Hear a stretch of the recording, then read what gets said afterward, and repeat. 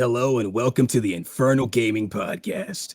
You can listen to this show on Apple, Spotify, and all other major platforms. If you're watching the video version on YouTube, make sure you like and comment. What's up, everybody, and welcome to a very special episode of the Infernal Gaming Podcast, man. Y'all have waited, and y'all have let me know through different polls and different things we've done through the community that this is what y'all wanted. Y'all wanted a squad cast too, man. You know what I mean? And they always say sometimes the sequel is better than the original, man. So hopefully today we get it popping for y'all, man. It's going to be a great episode because I got the whole squad for this joint, man. I'm talking about the whole squad, man. So for some of y'all that know me kind of more on a more personal level within the community and stuff like that, these guys we're going to be talking with, this is my main squad, man. Besides, the only person that would make this shit complete to me be my Asian boy, Tan, and my nigga Eknight, man, because you know Eknight, I mean, y'all know him from the game and shit. That's one of my best friends, man. But these are the rest of my best friends. We're going to introduce them, and then we're going to get into the topic, man, because y'all know what this is. This is the squad cast, too, nigga. We're going to get this shit popping. And the first person I'm going to introduce to y'all is somebody that don't need no introduction. He's won a couple Yu-Gi-Oh! Tournaments, man. He might come back on the next one. Who knows? Who knows when we do that in November or something like that, because I've been pushing that shit back. I ain't going to hold you. I got shit. I'm busy as fuck right now with these games, but I got my boy Birdman. Birdman, speak to the people. What's up, y'all? What's up, y'all? And yeah, to hit on that tournament shit, I feel like Blaze low-key got me set up. I feel like he's trying to, throw off my vibe with my decks and all that, because I feel like by the time the tournament happened, the meta is going to be all different, so I'm going to have to adjust. But it is what it is. Life's good. Nah, man. Setting shit up for the future, you know what I'm saying? I'm ready to get this podcast going. Yes, sir. Yes, sir. We're going to get that tournament started soon. Trust me, man. We'll get that joint started. My other guest that I got here for y'all, man, is a strange person. I ain't gonna lie to you, dog. This nigga Luke is not a human being, dog. All right. And if y'all know my man Luke, y'all know this nigga strange. He's weird. I don't even know what he gonna say when I pass the stage to him, but I'm gonna let him say what he wanna say. I mean, that hopefully follows the guidelines of Spotify and all that shit. My boy Luke, man, talk to the people, man. What's happening? What's happening? Hello, good peoples of Earth and their extreme. Happy to be here. Happy blessings. 2025. And I was gonna tell y'all ain't gotta call me Blaze, man. Everybody know my motherfucking name is Derek, man. Like you ain't got. We can address you by your government now. Yeah. Y'all, everybody, literally niggas come up to the stream and be like, Derek, what about? It's like, bro, hold up, man. You breaking the immersion of my character on stream, nigga. But it's all right, bro. It's all right. It's okay. It's all good. I mean, but yeah, that was Luke. Next, I'm gonna give y'all my man. Crazy come up, man. I mean, my boy married. He got a beautiful property, all types of good shit, man. Black excellence right here, nigga. That's what we're gonna call him. Black excellence, nigga. My nigga Knox, man. You know what I mean? Shout out to the people, man. What's up, community? I'm glad I could be here for another edition of the Squadcast. I'm ready to get this thing popping. All right, man. Then I got the Indian nigga in my motherfucking squad, because my squad is mad motherfucking. We got all different cultures in this bitch. It's mostly niggas, but it's all different types of niggas, man. We got dark niggas, light niggas, American niggas, poor niggas, rich niggas. We got all types of niggas, bro. You know what I mean? We got niggas that fuck white bitches. You know what I mean? We got all types of niggas in this group, dog. You know what I mean? It's a very diverse community, but we got my boy Kalis in this bitch. Illmatic, nigga. You know what I mean? He's an Indian nigga, but he's still a nigga. Shout out to him. I'm passing him the floor now. What's good? It's Illmatic. I got more kicks than a baby in a mother's stomach. I just wanted to say I'm glad I could be here. Let's get it popping. I'm excited. I'm staying way past my bedtime because I'm here to kick it with the squad. Yeah, man. Might have to cut that part out. It's like, nah, Hey. I mean, but last but not least, the man who's going to kind of take the reins of this thing, because this is his idea. I ain't gonna lie to you. This is really his idea. He came to me and was like, yo, the Kid Cudi album so ass, nigga, that we need to talk. We need to get another squad cast together. It's so ass, bro. He even told me, he was like, you right about Kid Cudi. The nigga's ass. I said, I know, bro. I've been just trying to let you know. Shout out to the residential Eminem hater. Also residential Ice Spice hater, Warren, nigga. You know what I mean?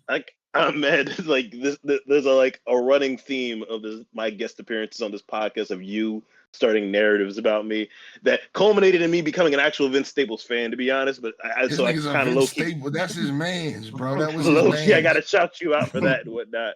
But what's up, everybody? Okay, Squadcast number 2. I am happy to be here and happy to be here with my guys anytime the opportunity arises for us to actually get together. And dog, this is 2 months in the making. I look back at the chat, it took us 2 months and some change to kind of get this thing on and popping. But like, luckily, we managed to get it done. So like, again, thank you all for being able to like set aside your schedules to be able to like, stay up a little bit past your bedtime and everything like that for us to kick it like we always used to do. You know what I'm saying? And I think this is a apt topic, especially in relation to the Squadcast, because it's about the squad itself. So I'm happy to be here for everybody. Hell yeah, man. And that was a good ass segue. I don't know if I got to shout myself out, but it's your boy BLAZEDxENFERNO. And we just going to get into this motherfucker, man. So that was a great segue, man. Take it into the conversation, man. Because this is going to be a great conversation. Hopefully this is another tool that can be used by the listener to help navigate some life struggles within friendships and stuff like that. Because we live in a different world now. We live in a different age. We live in an age where all of these guys that I'm talking here with, I've known for 15 plus years, dog, solid niggas. You know what I mean? And it's like, I don't know anybody that really can say that for a lot of their friends. When they tell me about their best friend, they've only been friends with their best friend 2-3 years. You know what I mean? But hopefully this will help you navigate those friendships and stuff. No, for real though. Talk to them about the origins, okay? We're talking like decades plus here in the making of bro. all of us like being able to be, to be able to call each other friends at the end of the day. Because like when I reflect upon like every individual member here on this call, like the longest person I've known on this call is Knox. I've known him since the 3rd grade. Then comes Kailas, then Luke, and then Derek and Bird. I met y'all in high school and have been able to kind of maintain, and we've been able to maintain, and our friendship and things have been able to ebb and flow from those humble beginnings since then. So like the purpose of all of this is really kind of like, in a sense, mental health focused to some extent, because I look back on like the message that I put in the group chat that kind of proposed this whole situation, and what I said was, I think that's irrelevant when you think about adults who find it very hard to be able to maintain friendships, the loneliness epidemic as it pertains to men, but also just people in general. Like I remember hearing statistics about like, people not being able to have like, a close friend that they can call upon in the midst of a crisis and such. And I think stuff like that is kind of worrisome. And I reflect a little bit upon like, a couple of the interactions that I've had with people beyond like, our inner circle and such. And whenever I talk about, my friends and the people for whom I associate with, and I talk about like, how long I've known them and like, how deep our, connections lie and everything like that, it's always been met with like a congratulatory sort of tone in a sense. And I always found that a bit weird in that, like, I just assumed everybody had like, friends for whom that they've maintained for like a long period of time. And I've grown to come to find out that's a bit of a rarity in a sense. So I want to be able to explore different sorts of avenues where in which like, okay, why is it so difficult for others to be able to maintain friendships? Well, also, how have we, like, what were the things that we had to kind of go through, and what do we do that allows us to be able to like look back on the things that we've done in the past and still look at each other up to now, even in our busy schedules and how scattered we are all across this country and such, still be able to maintain our friendship.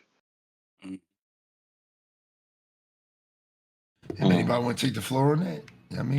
Luke, I was saying the key thing to touch on, you know what I mean?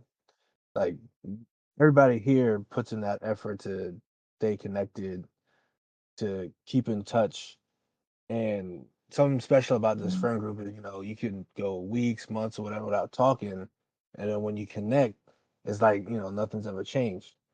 Yeah. So I think one of the key things is putting in that effort to maintain those friendships and being genuine about it. Um, I want to yeah, kind of like let's start from the beginning here. Let's talk about like how things were. Like let's talk about our heyday in a sense, and I think that's probably going to be the most fun that we kind of like in reflection upon like how things were when we were kind of when we put this collective together in a sense. Like, does anybody even remember how that even came about? Let me take this, bro, because I can. So we all can do, what I'm saying, like our own point of views of how it all started. I remember vividly, like me. I've always been the type of person. I am able to hold on to like long time friendships with like multiple groups and stuff like that. But when it came to us, and we were in our heyday. We still young. Heyday means like when we were all around and when we have like the most like arsenal of memories. But I remember vividly, like I've known all of y'all. It's funny. Warren was always a cool nigga in high school. Like we wasn't really tight like that. But I'm like, oh, that's Warren, cool nigga. Derek's been one of my best friends since the 9th grade.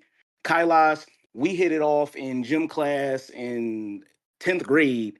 And I remember I was singing like Love Story by Taylor Swift and shit. Yeah. Luke, it's funny, me and Luke got cool. I don't know why. I just remember Luke was like in all of my Facebook statuses on Facebook at one point. Niggas don't be remembering how they got cool with Luke. Luke just be around, bro, and he just got there.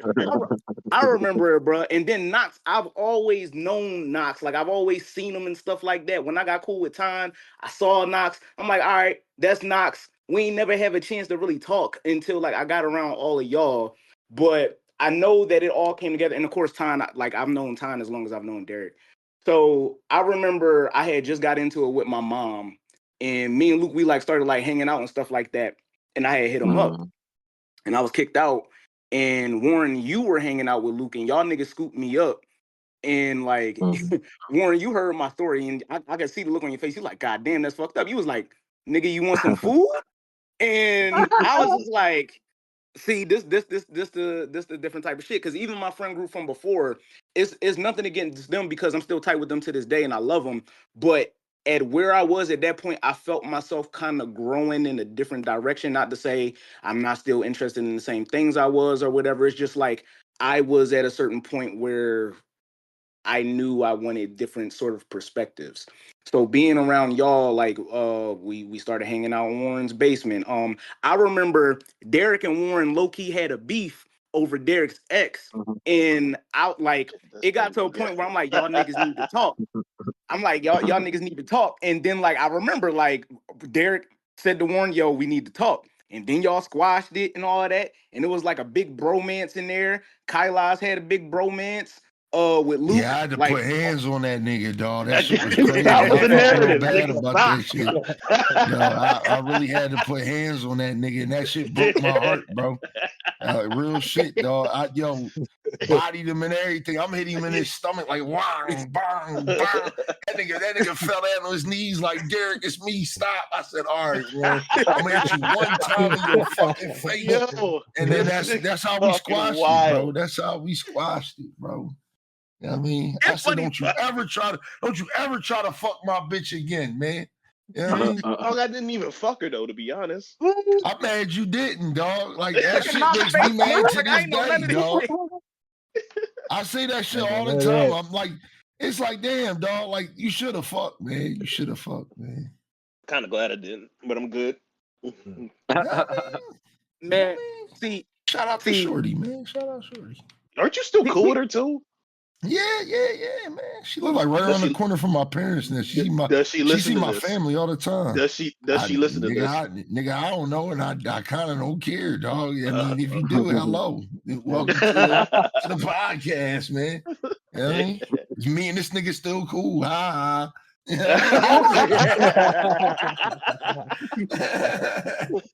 That shit crazy, man. I mean, but we'll talk about that when we get there, because that's a whole conversation I think needs to happen. Yeah. Because we I live think in a whole it's a world. sub conversation to have, not necessarily about Real that shit. per se, but in the realm of navigating conflict. I think is something that we will because have it's to talk like about. nowadays shit like that don't happen, bro. Like Right. niggas will literally, like, I'm not even gonna try to tell nobody business, but I know people who have literally gotten shot at by people they call their friends. I mean, like, that shit crazy. Nah. I mean, Yo, over people have bitches. told me that like before, over man. bitches. I mean, shit's crazy. Yeah. So I'm gonna keep it going, but I Man, know sometimes like it's over even like say they were playing like a pickup game, you know, like two dudes will just like lose their cool over that, and next thing you know, like knives will come out. Like Damn, it's nigga, what crazy. you witness? Yeah, Knives. Luke talking The about fuck? this all Knives. crazy. You trying to I fight an just say no. 18-year-old. But so back in high school, like during the summers, me and the Africans, like we would go to 69th Street Park I to like forgot. like to practice soccer and whatever. And I remember like one time, this was like in 10th grade, like it was like I think like Caribbeans against like the Latinos and whatever. And like Y'all these two already setting up a Caribbean war. dudes got mad at each other like because I think like they weren't passing to each other, so like they got mad, they started arguing in the field, and then next thing you know, one of them he had walked to his car and he came back with like this large knife, and they was Oh, about the to fight, machete. but Yep, everybody that's a broke them Caribbean up. Like a move right butcher there. knife? Like Damn. it was a big knife, bro. It was a machete, most likely a machete. That's definitely a Caribbean move right there. But It let me was a go on. All big right, knife, that can be an always. example of how friendship shouldn't be. Don't bring knives Word. to a damn sporting event. But anyway, I know we would hang out in Warren's basement, and then like I think the thing that set it off really was because Knox would always be away at college, and he was just back. It was around the time for like winter break, and my ass got kicked out of school. I got kicked out of college, and my mom and my sister they had went to Boston for the holiday. They wanted to take me, but I wanted to be by myself because like 19 years old, kicked out of college. I feel like my world just came to an end. And all of my niggas got together, invited a whole bunch of people, and crammed them into my small ass, poor ass crib. True. Heated that bitch up with the stove, you know what I'm saying? The True. pots on that joint with the boiling water, and we had a good Warming ass toast. time. And it's The like, legendary 2-day impromptu, dog. That shit was crazy. bro, me and Derek drunk out of our minds, just out of watching our minds, bro. early John Cena movies and shit like that. Derek was so drunk, we tried to get this nigga a sleeping aid drink. This nigga like, niggas, I'm not dumb. That shit was funny as fuck. Oh But, yeah, no, yeah. Oh It was yeah, when the neuro shit. I remember you yeah, was that. out of neuro control sleep. that night, dog. We needed to put you down. Yeah, I and I'm like, remember this me nigga being big as that shit. bad that night. Was I really that bad? Yes, Dog, yes, nigga. it was. Mind you, at that time, we weren't legally allowed to drink. We didn't want to put too much attention to us and have somebody Yeah, call the cops and shit on us. So, like, dog, yeah, we had to like yeah. settle you down. You was being too Oh much. yeah. I was Because if outside. I I remember remember right, that shit. if I remember right, Knox, you got Andre to get us all the alcohol. No, Andre, you ain't going to jail, bro. But you got you got Andre to get us all That's the the statute of alcohol. I limitations. It's all good. No, it was Yeah, like but oh yeah, it was. It definitely was. I remember that. Yeah. Oh shit. yeah, but it's like after that, we all I don't know what it was about that situation, but I felt like that was the catalyst, like to just be like, these my niggas. Because we like replicated something similar to that over and over again. And then that's essentially when we had niggas on Facebook like, yo, when can I chill with y'all? Yo, yo, yo. It was funny because like shout out to my nigga Matt because Matt was in the group chat at first and then left that shit. And then He Oh yeah, left yeah, that yeah. shit. He Y'all left. niggas talk too Yo, much. this is like Matt, the people that took stock in Matt Oh Apple yeah, I supposed to be forgot before it we blew up. we did have a white nigga in the group. Shout out to OG, see we was OG mad member Matt. diverse. We was bruh. mad Bruh, diverse back in the day. that's another thing. We was doing that random ass college world tour low key. Yeah, Also, the award also, tour. Award also tour this 2012. That was what it this, was. this And gonna go ahead, bro. My bad. yo, no, so listen, like while we're reminiscing, for me, like it's such an interesting thing because this was like the reason why I fuck with y'all is I had strict parents growing up. Y'all was my first real insight into like civilized society and how friends and good people should be with each other on a day-to-day constant. So for me, like having a group of tight friends like y'all, like literally made it so much easier for me to just become a normal person in the society nowadays where people don't complain. Like when people complain all the time about, oh, I don't have friends. It's like it's because they didn't go through the trenches like we had to go with each other to get to where we are now. You know what I'm saying? So it's like, yeah, bro.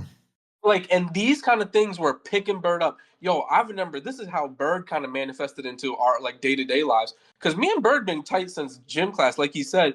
But for me, I literally remember I was in Florida and I came back, and then Luke and Warren was like, "Yo, Bird with us now." I'm like, "What? Bird? Like, you mean the boy from gym? Like he with us now?" And he like Warren was like, "Yeah, he with us now." I'm like, all right, because Warren and like Luke were my first real friends. I'm like, all right, I trust y'all. And then Bird being such a good person like this, we was able to like really hit it off strong, and that let these like crazy experiences where a lot of trust has to go into each other to do a certain part flourish. Like those that like the award tour 2012, I will never forget. We had a queue of people saying, when you gonna hit up our college, when you gonna hit up like especially after after we kind of all figured out what our travel situation was. Look, is it public transport? Is it whip? After we figured that, 2013 is when it just started booming even harder. So like, Go ahead, bro. My bad. It's just crazy to think how far we've come since those days in trenches, and now with insurance. Insurance and fucking adult problems and shit. I was gonna say, like, going further in this conversation, we can't go further in this conversation without mentioning our boy Royce. That's another part of this conversation that we can dig into. That's kind of deep in it. Like, we can touch on a surface level, I guess, to some extent. Yeah. Shout out surface level, man. A surface level. Yeah, but no, we can't like talk about the beginnings a little of this. Deeper, niggas might drown and shit. You know what I mean? Yeah. Surface level. All right. Yeah. Don't want to put. To be fair, it was Royce's whole thing. Yeah, to man, be that's like party.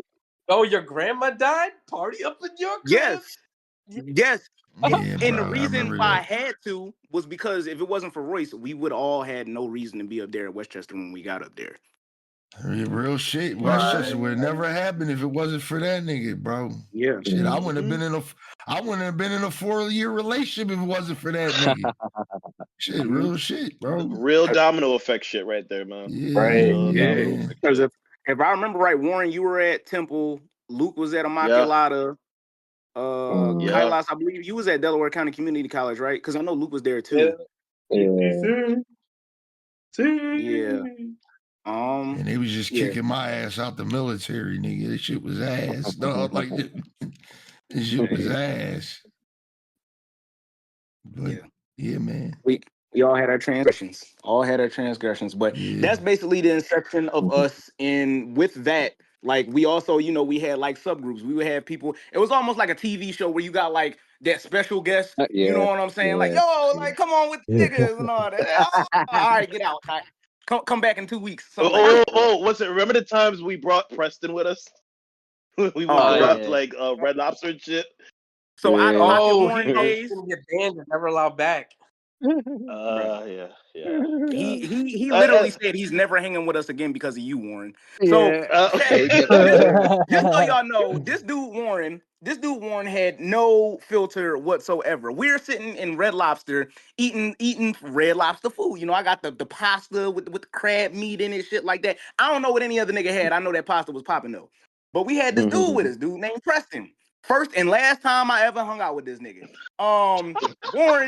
Warren is just at the table, loud as shit, with all types of people around. Old people, man. We have Red Lobster talking about pussy, like shit like that. I hope my neighbors ain't mad at me. Just yelling out the most random shit. And I'm just like, nigga, what's wrong with you? And Warren didn't think nothing was wrong with him. He just kept doing it. Yeah, we never saw that nigga again. I will Preston, say the that dark skinned bull, right, from high school. yeah. The Kenyan yeah, nigga, I yeah. think. Yeah. I will say that I value you guys like dearly, largely because in friendships like this, you're able to kind of like grow alongside each other.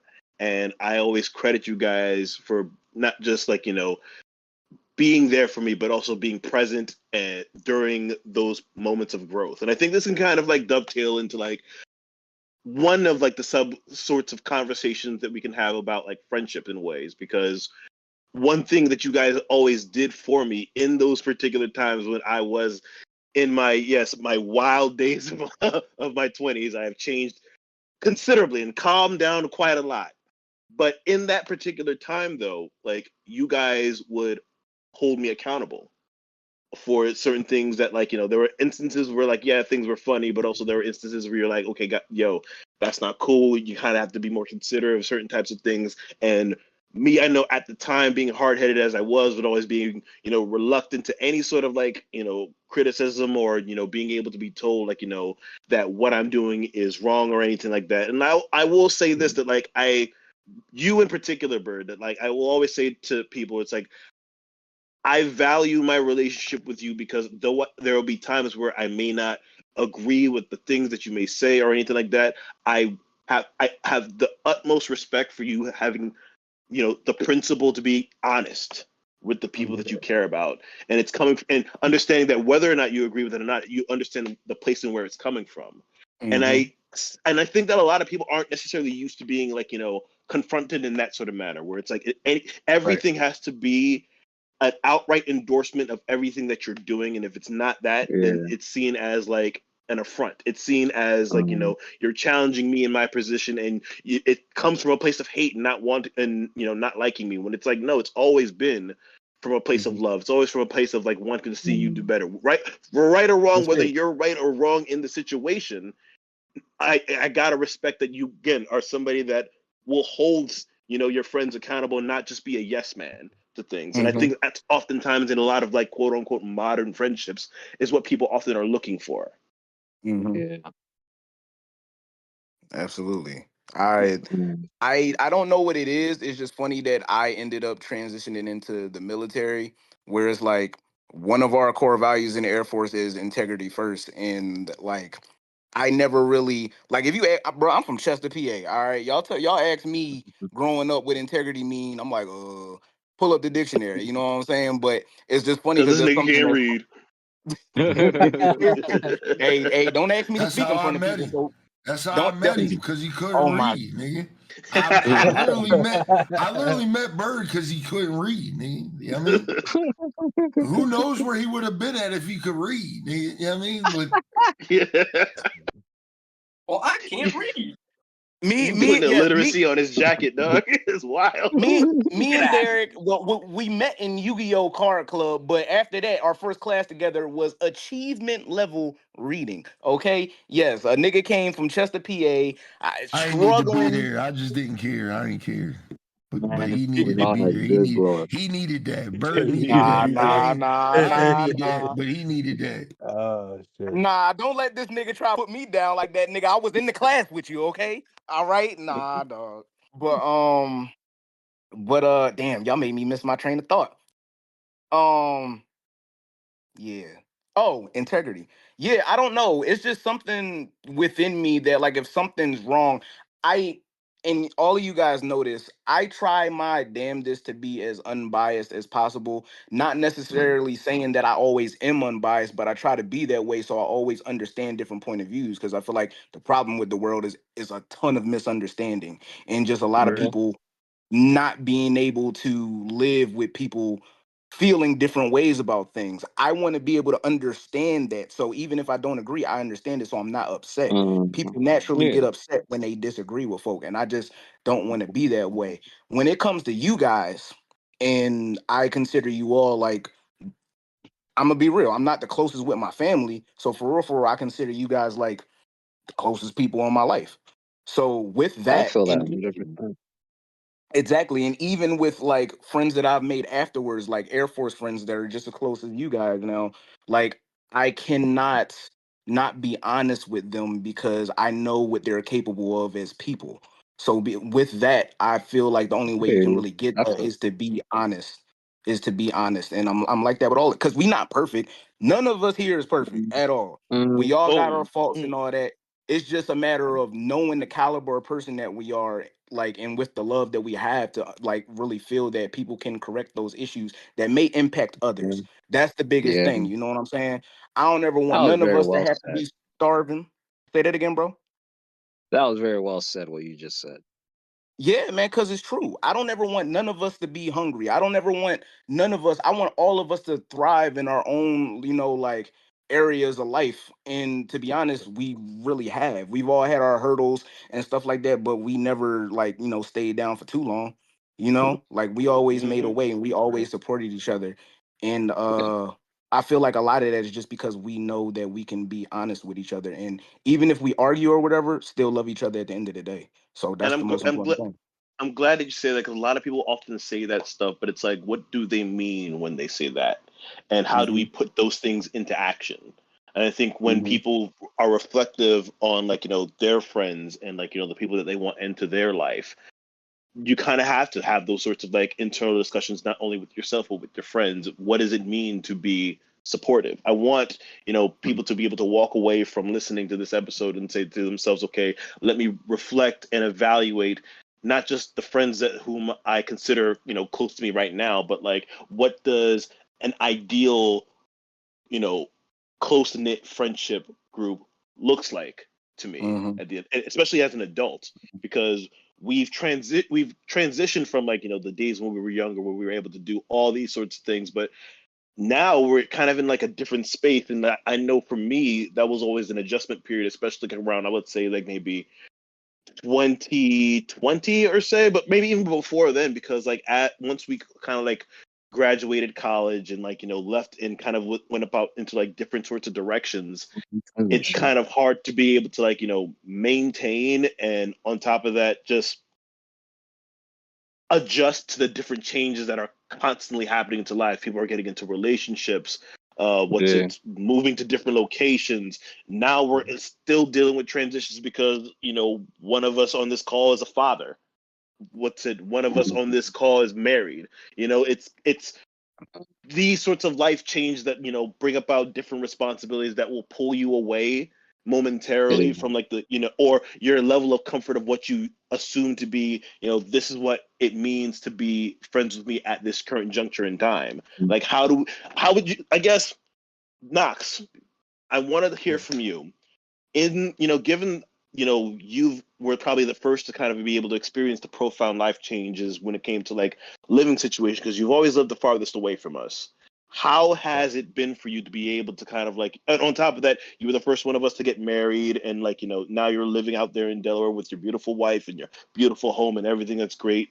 How has it been for you to be able to like adjust to these sorts of life changes and still kind of like maintain that center and have space for us in your life as it Yeah. currently stands? And just for correction, I'm in Maryland, not Delaware. But Oh, that's right. Why did I say Delaware? I don't. Okay, go ahead. oh, because my parents is out in Delaware. And Delaware's Oh, beautiful. shout out to But them. yeah, shout out my parents. But honestly, with being married, like I've been given that space and that opportunity to maintain my friendships with my partner. You know what I'm saying? So Mm. she never kind of wanted me to lose that connection that I had with y'all. Mm. So much so that like, when Bird is ever up in Philly, she's like, "Are you not going? Because he's finally close by. You need to make your way up there, regardless." So That's so cute. transitioning into this next phase of life, being married, I've been given that space and opportunity to maintain those friendships, and that's a blessing in itself because I know not every situation is the same. Hmm. But she sees that how important it is for me to maintain my friendships. Like I have various groups of friends, throughout stages of life, coming up from school, college, work. Like I have these groups of friends, and I always look back at my wedding and seeing everybody together, that was probably one of the most special days of my life. Not just because I was marrying my wife, of course, but also having everybody there, feeling that love and that support was such an amazing feeling.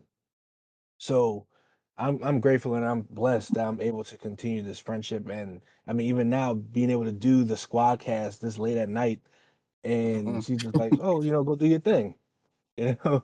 So it's definitely a blessing in that.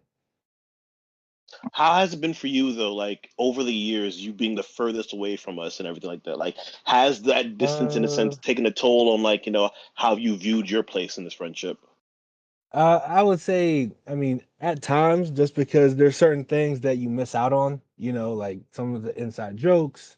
Like, I didn't go to Red Lobster with y'all in Preston. But that's a funny story because I know Preston, so like I can understand why he's just like, that's the last time I'm hanging out with y'all.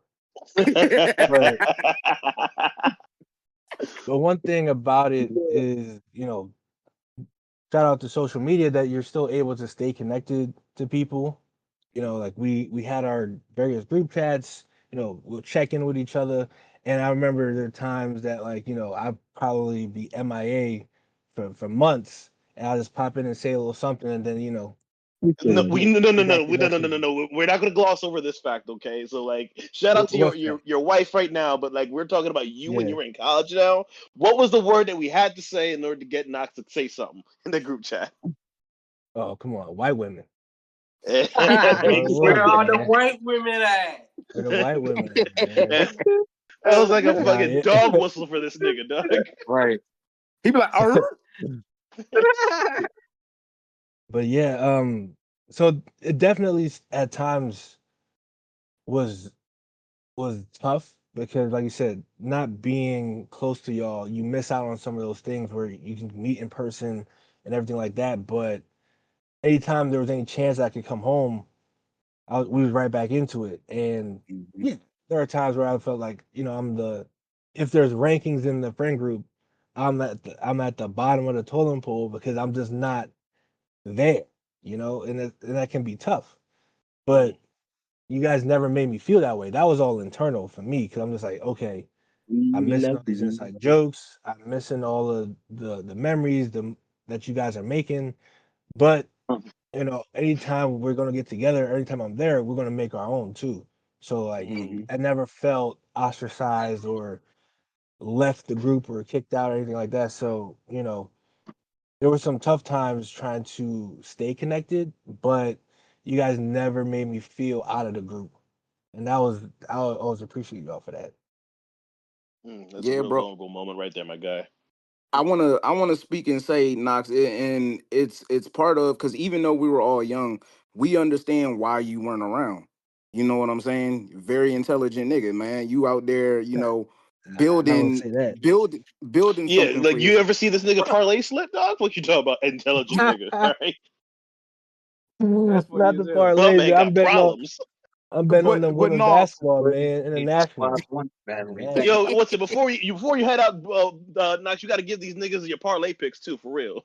oh I'm god. gonna send the slips because I made Today's a episode couple sponsored hundred on by. baseball. FanDuel, sponsored by FanDuel. Tap in with us, the Squadcast. No free promo. We gotta get paid first. Fuck that shit. Yeah, Derek, you need to be shilling to these betting things, Sponsored okay, by for real. Squad Bet. You bet Yeah, I with gotta us. find me a You get betting your money joint, back, man, to or you sponsor come the in there fight podcast. you. Real talk. I mean, Chat, they got issues. They got gambling problems. But but I just wanted to say, Knox, like we those are knew good that. problems to have. I ain't gonna lie. You ain't better than us, nigga. I'm not addicted to gambling though. I'll say that much. The 10-cent bets be holding me over. I'm like, I still get the That's thrill a of that's a good problem to Yeah. have, dog. I ain't gonna lie. Is you addicted? All Is you addicted to getting money? Is what you tell me? I would say is set your limits. Because yes, nigga. If you want to do any sports betting, set your limits. You know what I mean? I have my monthly allocation. If I blow through that, that's it. You got to chalk it to the game and say, I'll wait till next month. But hey, set your limits. What's your monthly allocation? Responsible game. What's up? What's your monthly allocation? Well, yeah, you're in my pockets now. Hold on. We I ain't nothing crazy. about to audit this nigga right now. But nah, yeah, 150 is usually where I can A stay. month? Yeah. You make 150 a month for me? No, I'm saying that's how much I'm willing to deposit into That's my fine, books. A Yeah. month? bro. But I mean, I'm saying 150 like is not that not every expensive when you month is think the about same. it. If There's you hit a some dudes number like out the there other day, you just riding your wins. You know what I'm saying? The You way don't that have I to look at do it, it every right? Say you don't like buy alcohol for like 2 weeks. Hey man, You, you, gamble you that compare it to $80 this, bro. away to your Like, first prize. Luke, month. I don't want to hear this, bro. All right, so Chad, I just want to going back to the past. All right, we always talked about traveling. Okay, I told niggas, hey, let's save $20 a week. These niggas was mad as shit, talking I got about some no. $5 I said, donation. Get some I juice. said, bro, So all you gotta do is not go to Wawa. These no, niggas had a heart attack. I'm like, bro, we could go places. Just $20 a week.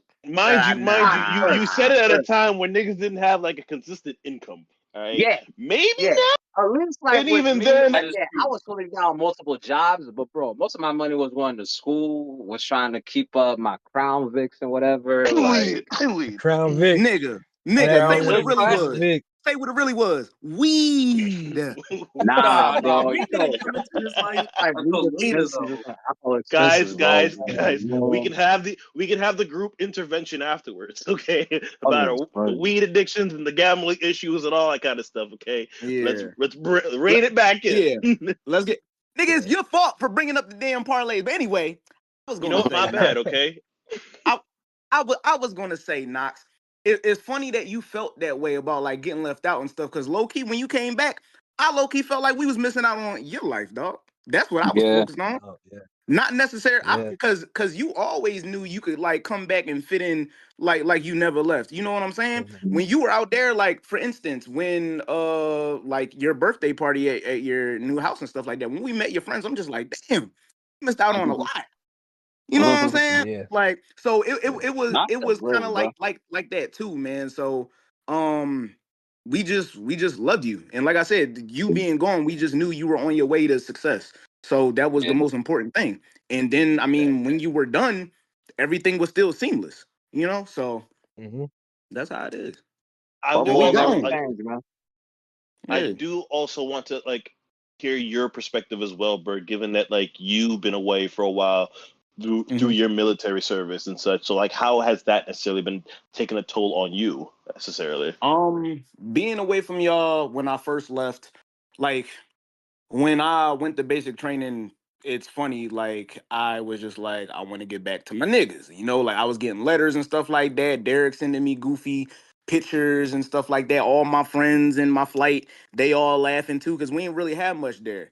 And then like coming back, it felt amazing. And then once I left and I moved to Japan, all I wanted was for y'all niggas to come see me. And I mean, I know it didn't happen, but I would come back and see y'all twice, and it it always was a good sense of familiarity, and I knew I was with my village, you know, like, and it hurt for a little while, because y'all gotta understand, like, being in the military is tough because there's a lot of misconceptions. People think that we get free flights and shit. We do not. I have to pay everything out of pocket. Sometimes when I come back home, like, some people don't really make the effort. Y'all always did, but some people don't really make the effort to still see you. They want you to come back when you live in Japan. All right, now I'm back in Pennsylvania. Then they're like, oh, okay, come out here to so and so. And I'm like, bro, that's extra 30 minutes. Why don't you do that? Because I came 16 hours, you know? But when it came to y'all, I felt like a big sense of guilt because I did hear those Mm. things when it was kind of like, I think it was Kailash that told me, like, bro, Yeah. like things have been kind of different when you left. And I never wanted that. I never wanted that. And it kind of made me feel in a way that I was kind of selfish, even though I knew what I did was the best decision for myself. Because I needed to get away from my family. I needed to stretch my brain. I needed to add these layers to myself to not only better myself, but this is how I be feeling, to be a better friend to y'all, you know? Mm. And figure out where it was and what I could really give this planet. Um and I don't know, man. It would be hard because there would be times when I don't speak to y'all for a couple months and stuff like that. And I'm just like, damn, I miss them. Do they feel the same way? You know what I'm saying? Like, Always do. They always do. would like is everything going good? Like when Luke went ahead and moved to California, that's I'm pretty sure Luke would probably be next. Like I was just like, damn, how is he doing? Then when he came out and saw me in Nebraska, I felt like we really didn't get to speak on everything that he was going through while being out there. Honestly, it also brought up layers that I felt like, damn, I wish I spoke to Luke more about his family and stuff like that, because even though we know the situation with Luke and his family, I feel like we really didn't dive too much into it. You know, my brain would always just dig into whatever was going on with y'all lives, like Kailas. Like I'm just like, all right, how's he feeling with like his woes in school? You know, when he was going through it and stuff like that, and with all of us leaving, and I don't know, man. I felt like just a real big sense of responsibility, but I just wanted to do everything that I can to like keep in contact with y'all. And I'm like that with friends all the time. That and y'all know, like I have abandonment issues, you know, so I would never want to do that to y'all, or anyone that I consider a friend. That doesn't necessarily mean that everyone thinks the same as me or feels the same as me, but that's how it is. So yeah, me leaving, that's pretty much what I can say about it. I felt like a big sense of guilt. And when you guys came to see me in 2022 in Nebraska, it was everything that I wanted, because you guys got to meet the people that helped me become like add to what y'all already helped create me, like, you know, as a man. Y'all got to meet some of the people that helped add to that. And also the things that y'all instilled in me, I instilled in them. You know what I'm saying? Like our reach as a friend group goes farther than just us. Like that's another thing. We've no homo. Well, not no homo. Not say it like that. But we touched a lot of people. You know what I'm saying? we No Diddy. no diddy, no diddy, no diddy. We've touched a lot of people with just who we are, the good times and stuff like that. And I feel like we present things that a lot of people don't like understand what they getting into when they come around us, like how funny it can be, how like, yo, you probably not gonna forget this. Even though like I don't feel like any of us is, you know,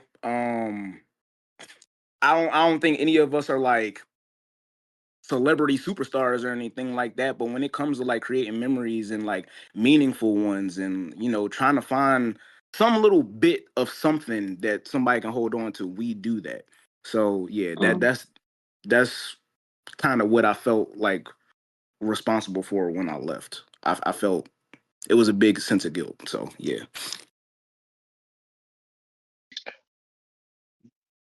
My bad, it got I'm gonna quiet. no. I'm just taking it in because I'm appreciative of like all these like, you know, vulnerable perspectives and everything that you've kind of like, and what you did touch upon I will kind of like harp back upon later in relation to like, you know, in our various, you know, individual transitions, how did we, you know, go about forming communities beyond just us, you know? Mm-hmm.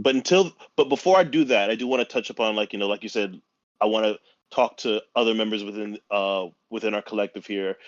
Luke, Yeah. I remember you like, you know, Kailas mentioning like, you know, how us as a collective kind of like, you know, helped him kind of sort of extend and beyond, you know, the reach of his immediate household, and kind of allowed him to kind of adjust to a more normative, you know, if Kailash, you're more than welcome to kind of like interrupt me if I'm not correct right here, but a more Americanized version of like, you know, what a normative child, what's a teenage to young adult, you know, social life would look like. And I know for you, it was like, you know, similar situation coming. Like I think me, you, Knox, and Kailas have the, you know, commonality of being either immigrants or children of immigrants in that regard, and having that sort of background, meaning it's this own unique experience where you're kind of like stuck within this divide of,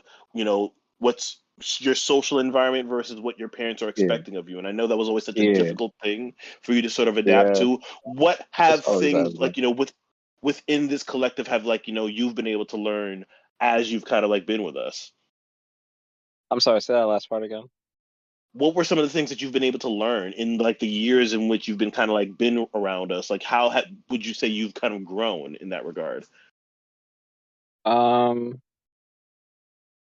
What I've learned is, I guess that, when it comes to loving someone, like, so, like, we all know, right? Like, how when people say, how love has no conditions, like, that's not completely true.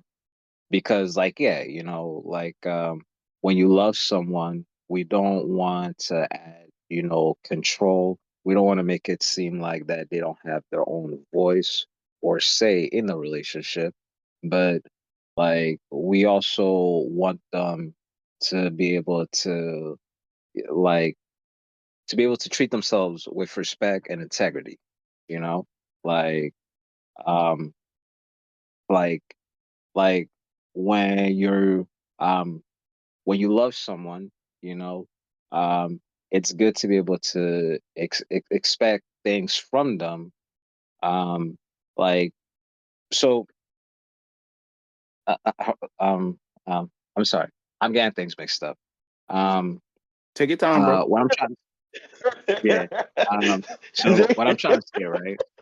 Like, what I'm trying to say is that, like, the friendship that I've had with you guys, like, that enabled me to see myself, um, I guess, as a complete person. Like, like growing up, I always felt like that, like I always had to follow this certain path. I always had to, like, like I always felt like that, like people in my family were going, to be in this certain type of way. And this definitely goes to my sister as well. Like, like our family had like these expectations on us, especially when it comes, to like the whole religion aspect. Like, like my father and my mom and dad would, like, they expected me to be like a pastor or whatever, and like, like it's good to want expectations for people, but we also got to learn to be able to make room, for that person's voice.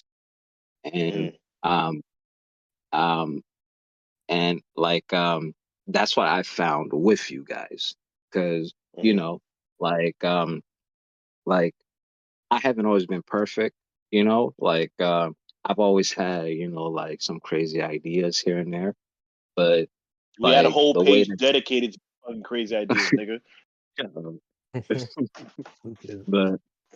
but like, like the way that, like, you guys have held me accountable, it doesn't come down as condescending, or like it doesn't come down, to like, oh, like, you don't know what you're talking about. This is, this is the right way, you know. Um, uh, I hope that made sense. Oh, Um, no, Absolutely. but yeah, makes plenty of sense. but yeah, like just making space for that person's voice. Yeah. Kailas, Yep. same question, just but to a different variation. Like, what were some areas of like profound growth that you've experienced, and like that you can reflect upon in our what's it years long of like friendship that you would want So to probably like impose upon others as well. so something that I'm really, really thankful for about like the existence of our friendship is if I feel like I'm a more cosmopolitan person. When I Mm, say that, it means that I'm introduced to ideas and concepts. One, because of the age group that we were when we met each other, we all kind of share the same cultural frame of references. For me, after finding like trying my life in different partners, different relationships, and then finding a partner who shares the exact same things. Like, do you remember where you were when 9/11 happened? like people. So this way, when they don't understand that concept, it's like, do you realize what America was like before this country, before that incident? It was a completely different place. So not to take this in a political thing, but what I liked is because of we had the same frame of references. It was very easy for me and like each other to translate the ideas that we had in our head to each other because the references are the same. So then I start to believe in you guys as like intellectuals, as fellow equals of people who share knowledge and want each other to grow, right? Kind of touching back to how somewhat our group feels very akin to 5%ers, and we each have a very strong basis of knowledge in certain areas that we pass on to each other, and then we hopefully gain knowledge and wisdom in regard like a variety of things from each other, and then we take that onto our own personal relationships.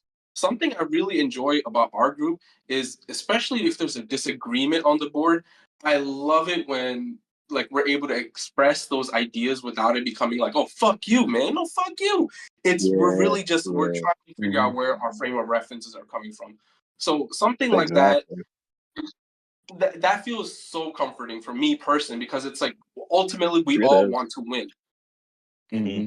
So me respecting you guys as fellow intellectuals, not to say we're like some kind of higher than knowledge, but we tend to be sensible. We're not red-pilled. We're not like absolute, you know what I'm saying? We're not fucking crazy. So it's nice to have friends who are knowledgeable in different fields. So when we come together, it's not only just a good time to be had because we're funny, we're like charismatic.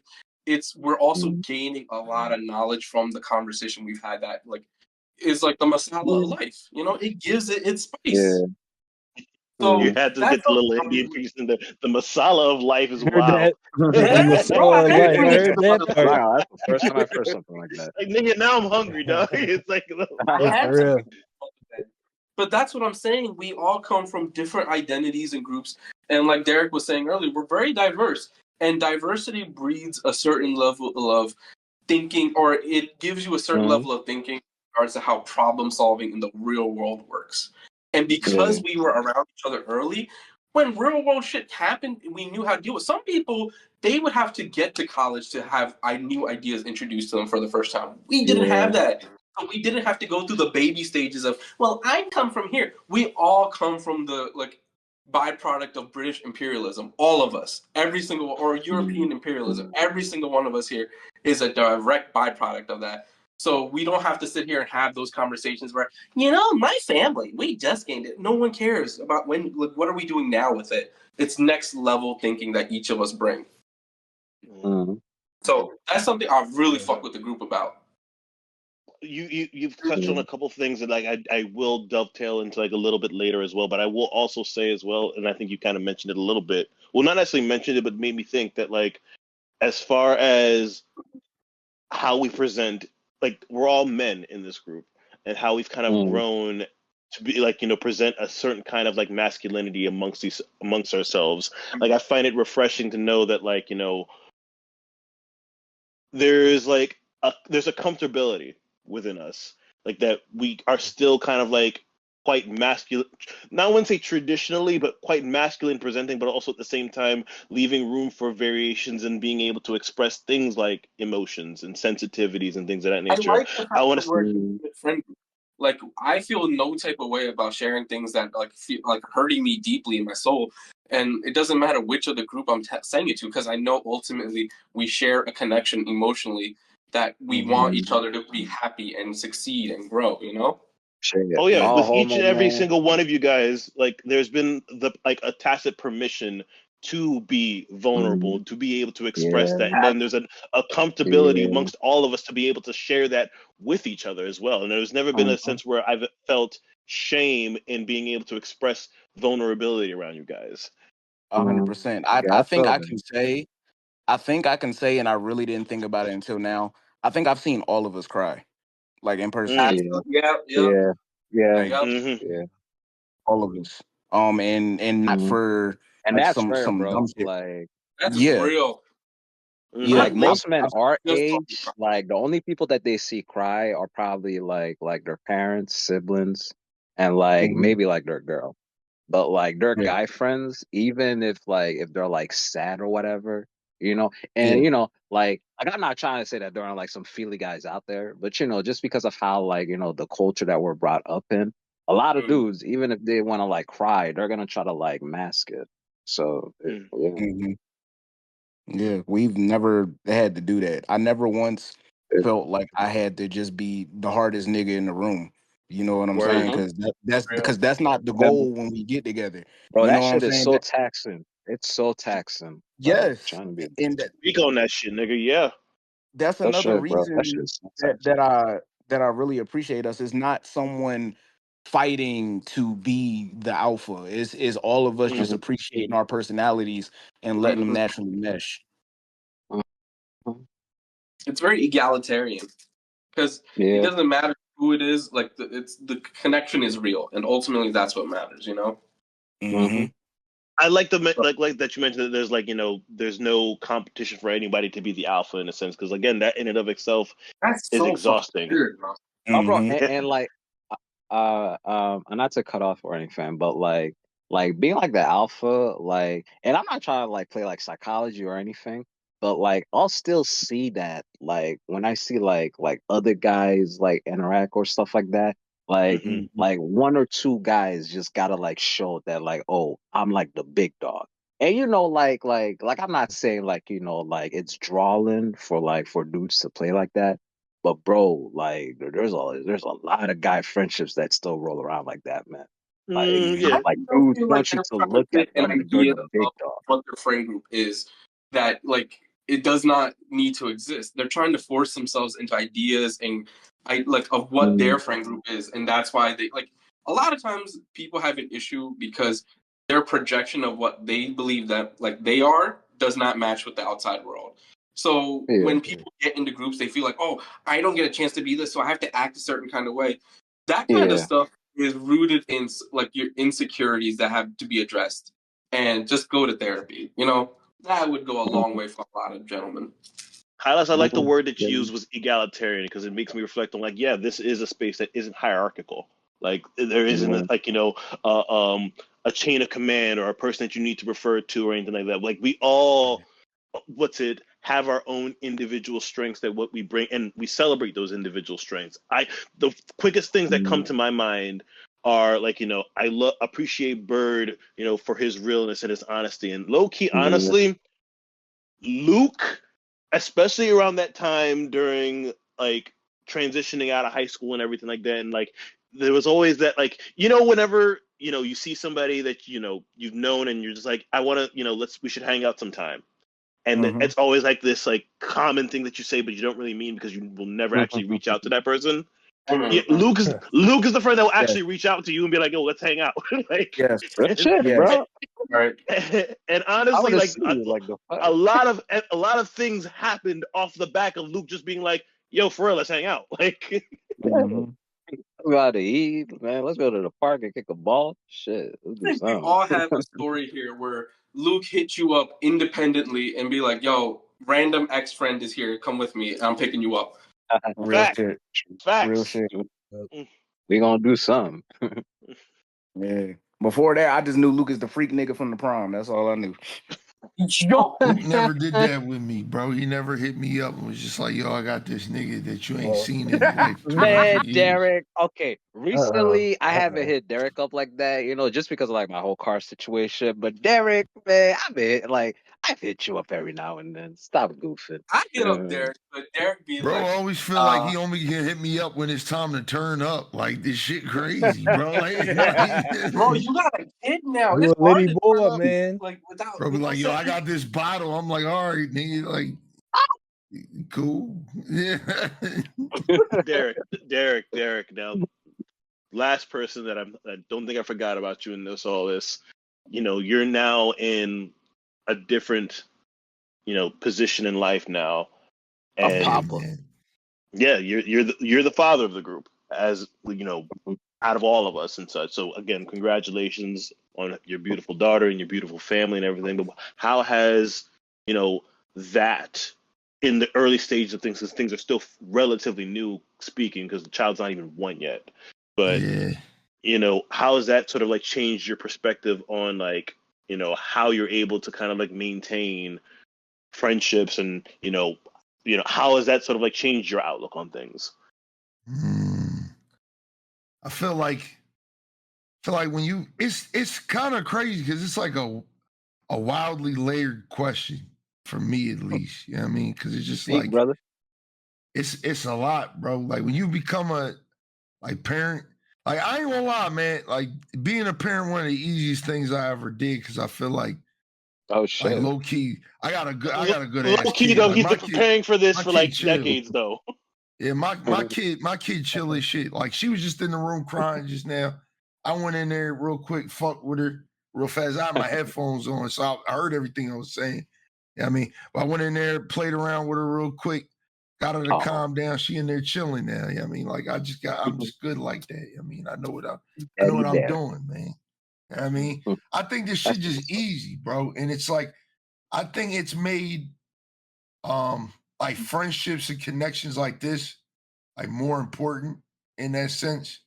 Like I don't know how to describe it, but I feel like even though I don't even know how to really describe it, it's like I feel like now I need y'all more, but like not in the same way that I needed y'all 5-10 years ago when it was just like, yo, like, you know, I need these, you know what I mean? Like it's kind of crazy, bro. It's like I just need to know that like I can't even put it into words, bro, but that's the way I feel about all of y'all. Like I feel like now I need y'all more now than I ever did. You know what I mean? And it's not because of like, it's just kind of like I always tell people all the time, you surround yourself with people who, you know, you feel comfortable with, and you surround yourself with people that you feel as though like, you know, like I'm done with the days of hanging around people that like don't service you. You know what I mean? At 32 years old, bro, like I'm not trying to make no new friends. I ain't trying to, no more you know what I mean? Yeah, like I'm down with like hanging out with coworkers and stuff like that. And chilling out, vibing and shit. You know what I mean? And meeting new people. So it's not like I'm just like, man, like, you know, I don't want to be around niggas no more. It's more of a thing of like, you want it to be the fulfilled. value. Yeah, like the value I get from you guys is just crazy, man. It's crazy. I don't even know how to describe. I can't even put it into words, but it's just like I've always surrounded myself like with different types of people. That's always been like the person that I am. Yeah, I mean, I feel like I can mix in with everybody. Like I could play around like, you know, Yu-Gi-Oh with the nerd niggas. Then I go chop it up with, you know what I mean, niggas that play the sports and shit like that. Even though I ain't really a sports nigga, but I can go over there, vibe with them. You know what I mean? And I always felt like the way you move, when you move like that, you kind of run into so many different people, especially when you're young. Like when you're young, you're like very impressioned by the people that you're around. You know what I mean? And that goes to say, like, when I met all these niggas, right? I feel like I might be wrong here. I was like the only nigga that didn't lose their virginity, dog, out of all these niggas, bro. All these niggas was like, bro, y'all was all ahead of me, dog. Well, it's really just this nigga Bird. Luke, we don't need to talk about that story now. It's really just this nigga. It's really just this nigga Bird and Warren, because these niggas are just fucking advanced to everything they do. But I remember when I first lost my virginity, dog. Like they was like two of the first niggas I told. I remember that shit. I remember that shit. This nigga Derek started walking around in a suit and tie and shit in high school. I was already doing that shit. I was already doing that shit, but my shit was a lot nicer now, nigga. You know what I mean? I remember that era too. You had like some vests and shit like that. It was weird. Shit, I remember the day this nigga nothing. I remember the day I got some coochie, nigga. That shit sound crazy, bro. I couldn't wait till it was fucking 3:00, nigga. I couldn't wait, bro. I knew what was waiting at 3:00, man. I mean, and I told these niggas. What's it, Derek? You didn't just tell us. You told the world. It was a period of time where you would broadcast to the rest of the world that you was getting some coochie, dog. I don't want to talk about this shit. Every time I go on Facebook, every time I get on Facebook, it's just cringe now, nigga. When I look at my memories. You was a horny nigga. When I go back to like 15 years ago, nigga, them Jones was like chilling with my boo, about to get my freak on. Like, all right, nigga, like you ain't have to tell everybody that shit, bro. Like you ain't have to tell everybody that shit, young boy. Like, relax, dog. It's like, yo, the other day I seen this memory. I seen this memory of me calling somebody like a hard R, nigga. I'm like, damn, like, why did we live like this back then, bro? Like, like why were we like this? And that shit was just regular, like a Facebook status, bro. Like, it was a Facebook status. It really was. Yeah, like me say something about Call of Duty and I call somebody a hard R. I'm like, damn, bro. Like, why are we like this back then, man? Facebook should have required a driver's license in order to have one, bro. Yo, Like, we was wilding, bro. We was loads and wildin', loads bro. of teen angst, dog. Just that's what we can all just like competitive bro. for, y'all. Yeah, I got my Facebook when I was like 16, so the shit on there is just unbelievable, nigga. Yeah. Like, Derek, you the one that made me get a Facebook because I was on MySpace and shit. You was like, nah, nigga, I remember, bro. yeah. I was in that library every fucking day on Facebook, bro. Yeah, real shit. Me too, nigga. You know, broke nigga alert. Yeah, that shit was crazy. Yo, had to get the fucking ticket from the damn librarian. Bro, I'm like, oh I gotta wait in line, bro. That shit for was 30 crazy, minutes, bro. Yo, that shit was crazy. Dude, you just scrolling for 30 minutes, making statuses, liking bitches' pictures and shit. Yeah, I miss them days, man. Miss them days, dog. Good times. We've come a long way. Remember them tag photos where you tag niggas? It was like, you think this person is this anime character and shit. It's like, yo, we're some fucking weirdos, bro. Like, we some weirdos. We can still do that. that. You know, that was a more honest internet, though. Nowadays, it's all just clickbait. Everything's clickbait nowadays, man. Everybody wants you to crash out for interactions. It's just crazy. I ain't your goddamn dancing monkey. Get the hell out of my face with this bullshit. Like, I don't like the fact that every kind of reaction has to be recorded and put on the internet. That's my fucking issue. Right. Yo, y'all gotta be careful, like, with some of these AI bots, bro. This shit getting real crazy. But okay. I'm gonna keep it real with y'all, man. I ain't gonna dick ride, but like in our hood, nigga, where we come from, nigga, this friend group right here was the most solid niggas in the whole motherfucking township, nigga. Real shit. When we was walking around that joint, we was walking around that joint like the presidents of the United States and shit, nigga. Like, we pulled up the Georges, niggas was all on our dick. Oz, Bird, and the nigga Derek. He about to do some push-ups. This nigga Warren fucking all the bitches. Oh, Kayla. Yeah, we was them niggas, dog. We was them niggas. He about to do some push-ups. It was crazy because people used to dick ride us because we was just we all started like 9th, 10th grade knowing each other, just like simple hangouts. We went from the lunchroom tables. I forget who I had lunch with in this joint, but that lunch table was popping. We had like Bobby and all them niggas in there. That shit was popping. I remember you kept telling me I was jealous as shit that I wasn't at that lunch. But yeah, you was. Yeah, you was hating. But Derek not lying, and it's like I said before, we wasn't like the most popular niggas in school or nothing like that. We wasn't like celebrities and nothing like that. We just was good dudes that everyone could tell, like, the vibe that we had together was just genuine and solid, where we from. And you never really get that. You get a lot of like fake shit.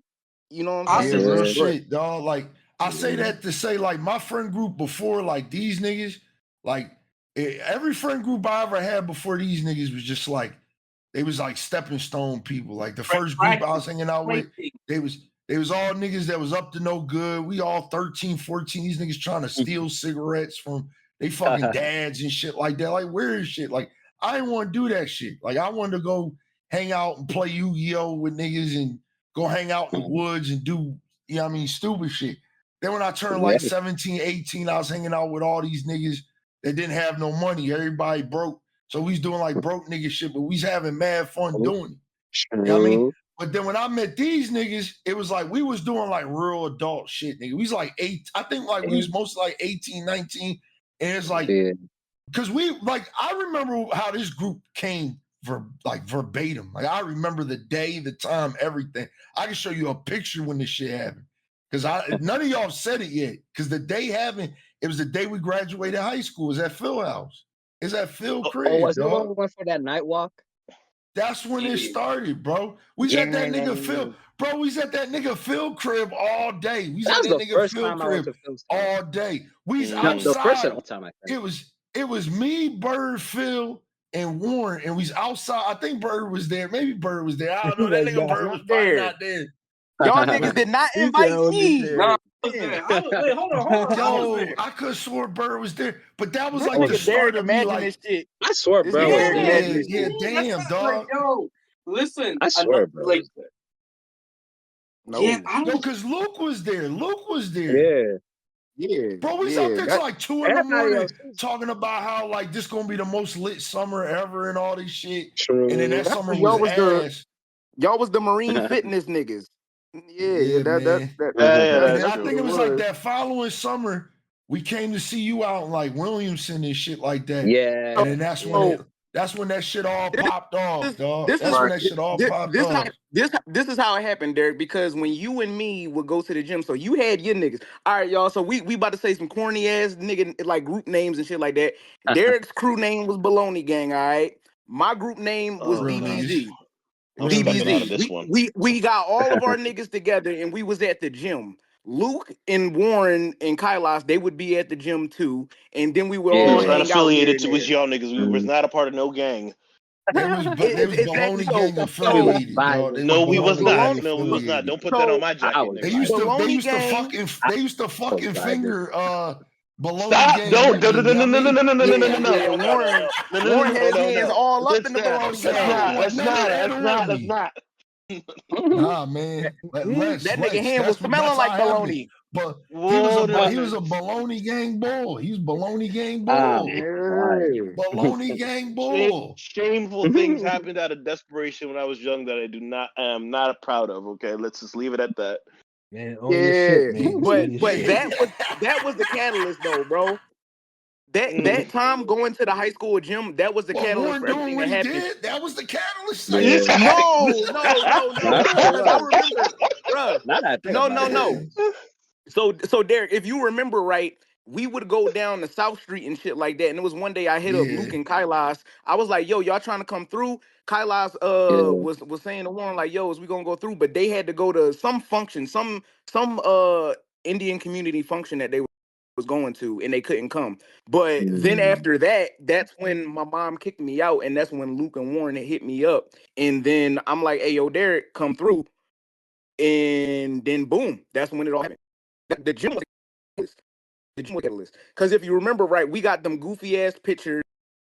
I think goofy ass pictures. Luke and Warren was reading something.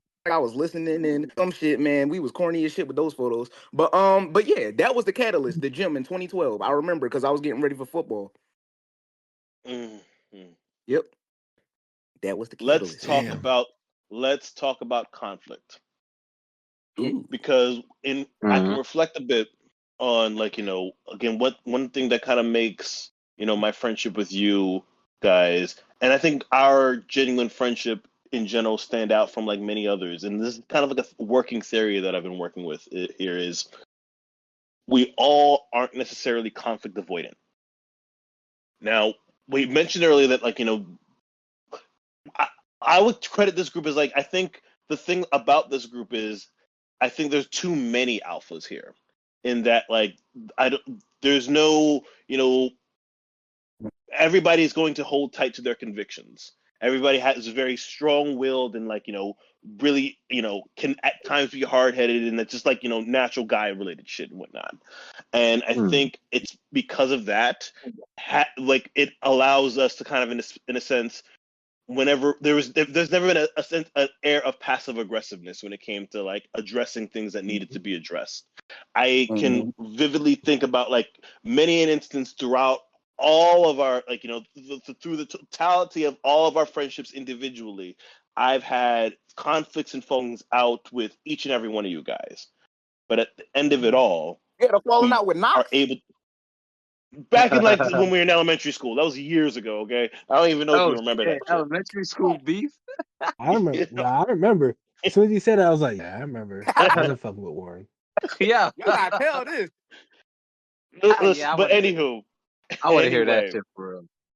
I barely even remember that shit, but anywho. I remember it. Man, all I'm gonna say is, man, fuck the big three, nigga. It's just Big D, nigga. That was so unnecessary, but all right, I'm What? going to continue my point here. The realest nigga. He talking about there's all these alphas, nigga. Nah, there's not. There's only one, nigga. All right, whatever, dog. Anywho, but there've been falling outs, but with every instance of conflict, we've all been able to like recover, and on top of that, look back on it and just be like, yeah, that was a thing that happened. It was addressed. We can look back and laugh at these sorts of matters, but on top of that, it has only made our bond stronger in the process. Now, I want to hear from all of you guys, because I'm not going to like call you guys individually, but like, how is it you guys sort of like, process, in like conflict matters where it's like, hey, somebody over here did something that, you aren't necessarily in approval of. Somebody has like, you felt disrespected in a certain type of way or whatever. Like, what are ways in which you can advise others to kind of handle conflicts amongst near and dear friends? Yeah, when did y'all niggas have beef with me, man? Let's talk about that. When did everybody in here individually have a problem with me or my drinking? Back when I was a young boy. That shit was bad back then, dog. I ain't gonna lie, bro. Bad. I'm not It was bad. lie, Derek. I don't. But Drinking was Eric, bad. I thought it was still fun. I wasn't trying to. I don't think I ever had an issue with your drinking to where it made me mad. There was points when it made me concerned. Definitely. Yeah. I've never been mad at you for it and stuff like that. It's not like you're the worst like drunk ever. It's not like it's not like you leave a hotel. And No. I raising my hand. I was mad at that nigga. Okay, he damn near cock blocked the nigga because he was drunk. Fuck that nigga. How I cock block you? Nigga, almost. How I cock block you? You could have did your thing, nigga. It just, like morals would have been, I'm thinking about the morality of this situation, nigga. Like like there's certain things we just don't do, man. Like I gotta hold my niggas, to the same standard, man. The most vivid point of like conflict that I can think of. So I already spoke on this before. This isn't the most recent one, but I'm gonna just go by these two like real quick. So when we had the Halloween party way back when at Luke's dorm and stuff like that, and I was drunk. That Luke was too drunk to have and passed out in the middle of and shit. Luke, I think, was passed out in his tub, bro. Like we all was drunk as hell. I felt like a friend was moving in on my ex, and I gripped dude up, and we was outside, and then like this was a bit of something that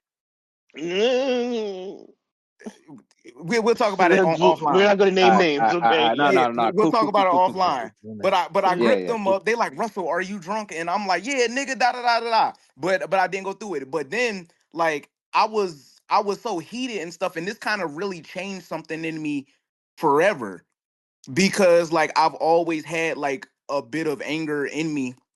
It's part of where I'm from. It's part of how I was raised. And it's part of me not being emotionally intelligent, and that's something that I've always tried to develop ever since. Derek like was trying to calm me down. Unemotionally intelligent. Nah, bro. I mean, I've been cognizant, but like I really wasn't as emotional intelligent as I wanted it to be. But that has been a point of growth for you throughout the years as well. So I will acknowledge that you've definitely grown a lot in that regard. Yeah, because if anyone knows me, I'm like raw passion, like almost all the time. Yeah. It's like you've found a way to channel that passion and being being a bit more directed with it, and then being able to express your emotions. Because like I think there's what I've learned recently. There's a difference between being able to express your emotions, but also having an emotional intelligence as well, to being able to kind of like sit with different emotions, process them, all these sorts of things. Like emotional intelligence is more than just I'm just an emotional nigga. You know what I'm saying? Right. And like right. being 100%. seeing I mean, Bird like throughout with the years, me, I've always thought like even with the passion, Bird's always been able to keep his head on, right?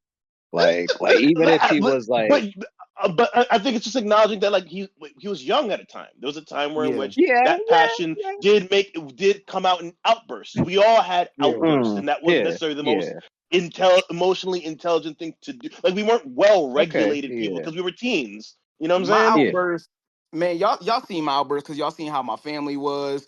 Y'all niggas Nigga, I was at remember my those house. Brian McKnight ass fucking statuses that you had and everything like that. You was Shut emotional. up. Anyway, Derek was trying to calm me down at this party, and then like I almost swung on Derek, and Derek looked me dead in my face and said, "Russell, if you hit me, we not friends no more," and that like almost broke my heart. Like, oh, low key, I'm about to cry right now. But that You shit, said like you was gonna do it too. when he said that, like it's just like I love you it didn't matter how much alcohol was in my system. Like Derek, not my friend. Like Mhm. how could I not how could I function, but how could I live with myself knowing that I would that would be over just because I would do something stupid and selfish just because I'm upset in this moment that this man ain't had nothing to do with. You know what I'm saying? And like This this, nigga like had an maybe anime moment. shut your ass up, nigga.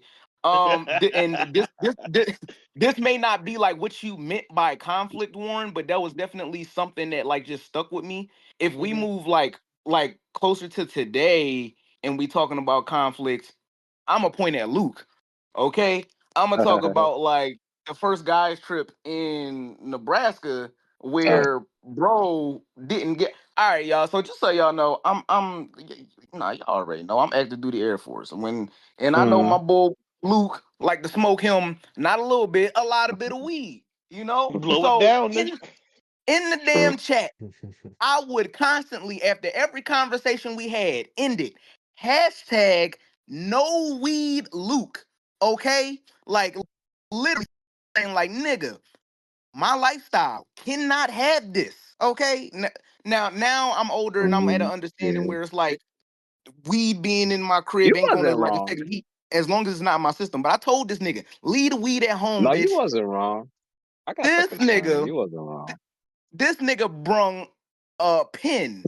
And I'm like, all right, he found a way Yeah, around it. I brought This 3 nigga pens. smoked that pen all the way the fuck out. Well, get Okay? it correct. I brought 3, nigga. You brought 3? Yeah, I brought 3 pens, bro. And you smoked. This nigga smoked up all the weed pens, right? So Yeah. all of the niggas from the trip Oh, done yo, left. And remember it's when just I went to me the and park too? that's where I'm going, nigga. This No, yeah, nigga yeah. and my So homie I had Phil. brought. Sorry, go ahead. Go ahead. My This bad. nigga Go Luke ahead, and my Bird. homie Phil was the last ones. Nah, you good, bro. And he asked me, hey Bird, can you take me to this shop so I can get some more stuff for my pen? I'm like, yeah. So I take this nigga. And this nigga don't come back with shit for his pen. This nigga come back with straight up weed. Okay? Okay. I don't know if it's synthetic or what. This nigga came back with weed. Nah, that What shit this was nigga real. do? Start rolling up in my fucking car. And I'm just like, nigga, are you fucking Yeah, kidding me? Like, yeah. like, what if like somebody like what if my supervisor get in my car, see some Luke, shit I on the love the fucking ground? accountability. He's just like, I'm not even denying none of this. Cause nigga was Nah, I wilding. was wrong. I was wrong. Nigga was wilding. Then we went and picked up my homie Phil. Phil smoked weed too. I dropped this nigga off and I dropped these niggas off at a park. And like I see somebody looking at them and they know what they doing. I'm like, hey yo, niggas, like they about to yada yada. So then we go. Then after that, I drop Phil off. Phil's going, and then it's just me and Luke. Okay. Uh the next morning, I'm about to go to work. I'm about to take Luke to the airport. A little something happened and Luke missed his flight. I ain't gonna say what it was. Yeah, Um, it was bad. It was bad. this nigga missed his flight. You remember what it That shit was? was bad. That shit Y'all was remember what bad, it was? dog. Yeah, Yeah, dog. listen, man, we don't have to talk about that. It was Yeah, but bad. some One of the shit worst happened. things. Some One of shit the happened, worst things. and Literally one of the worst things. and I like low key, cause through the trip And this is when Luke was doing his excursion in California and stuff like that. So this is where I said I kind of wish I checked in on Luke a little bit more to like find out where he was mentally. Because when he came, like this You nigga good, ain't want bro. to hop in the shower. This nigga, we, I don't fuck, we fuck there. All right, this nigga Luke not want to hop in the shower. We elect to sleep in my dining room. Instead, I in the shower to be asleep on the couch or my bed or something like that, bruh. Like, and I was pissed. Like, nigga, get your shit together, bruh. So that and Luke knew I meant that shit, because now I'm just like, bruh, this is my new way of life. I'm welcoming you into it. You know what I'm saying? For however long it is, like, just do this. So I was very disappointed in Luke in that point in time. So that's the most recent part of conflict that I can think. Besides Andrew, that the was Savage Lands Luke though. So like he's good now. He's back on the East Coast. We're good. yeah. Yeah, I like East Coast Luke. Yeah. East Coast Luke over there. West Coast Luke stay the fuck over there in wherever the fuck it was. But West but Coast Luke yeah, is ain't coming back. that's my I'm those are still two of the probably those probably aren't the deepest like ones that I can get into. But those are definitely two that stood out. Like one, like I'm not trying to lose my dog. You know what I'm saying? Like I'm mm, not trying to lose my dog. And then the next one is just like, nigga, do better. Cause that's what I expect from mm, us. You yeah, know what I'm saying? yeah, Like damn. Have But some self. yeah. I guess my question here is like, how exactly would you advise others to kind of like go about like like you articulated a specific instance where in which you weren't necessarily seeing eye to eye with Luke and whatnot, but again navigated and have been able to kind of like press on from it. And again, we kind of sort of look back on it and like we're laughing about the whole situation now because but not for nothing at the time there was real frustrations that were building and whatnot. How do you advise others to be able to kind of be able to navigate those sorts of things, like in your experience of being able to navigate conflict with all of us and such, like, and everybody With else can all also of chime in y'all. their own experience. We're just generally speaking, like, how do you think others, like, what is your general mentality when it comes to approaching like conflict when it comes to your Okay. friends? When it comes to like getting in a conflict with your friends, one, know your friend. Okay? And if they Mm, know you, like, and I hope they know you to the point where they know what you saying isn't like out of rage or anything like that. Like Mhm. me and Warren got into a disagreement with Derek like a couple weeks ago and stuff like that. It wasn't out of like anger, it was out of like just getting a different type of understanding of what something means. You know what I'm saying? Mm. It's just know your people. And I guess me, I'm a little I would probably think I have the more fiery attitude out of all of us. So it word. naturally comes off that Hello? way, but y'all understand that at this point. Hmm. Oh, And that's part of my passion. hello? That's hmm? Hello? I was This nigga just burping on the goddamn the call, dog. Keep Oh, Oh, going. man. but yeah, no, like you guys understand my passion, and y'all know like why it comes off that way. But when you're interacting with other people, like it's okay, like if y'all haven't had these conversations before, to just say, "Yo, it's coming from a place of love." Now, that Hmm. doesn't mean that they're always going to be able to receive it the best way. I have another one of my best friends. That's like the sister that I never had. We get into it and she doesn't receive it the way that these guys do. Now, part of that is because she hasn't known me as long as these guys do. And I guess she doesn't have that many people around. Like, we have all of us that hold each other accountable. She's typically the person that holds people accountable. So when it comes back to her, she's not used to really receiving that.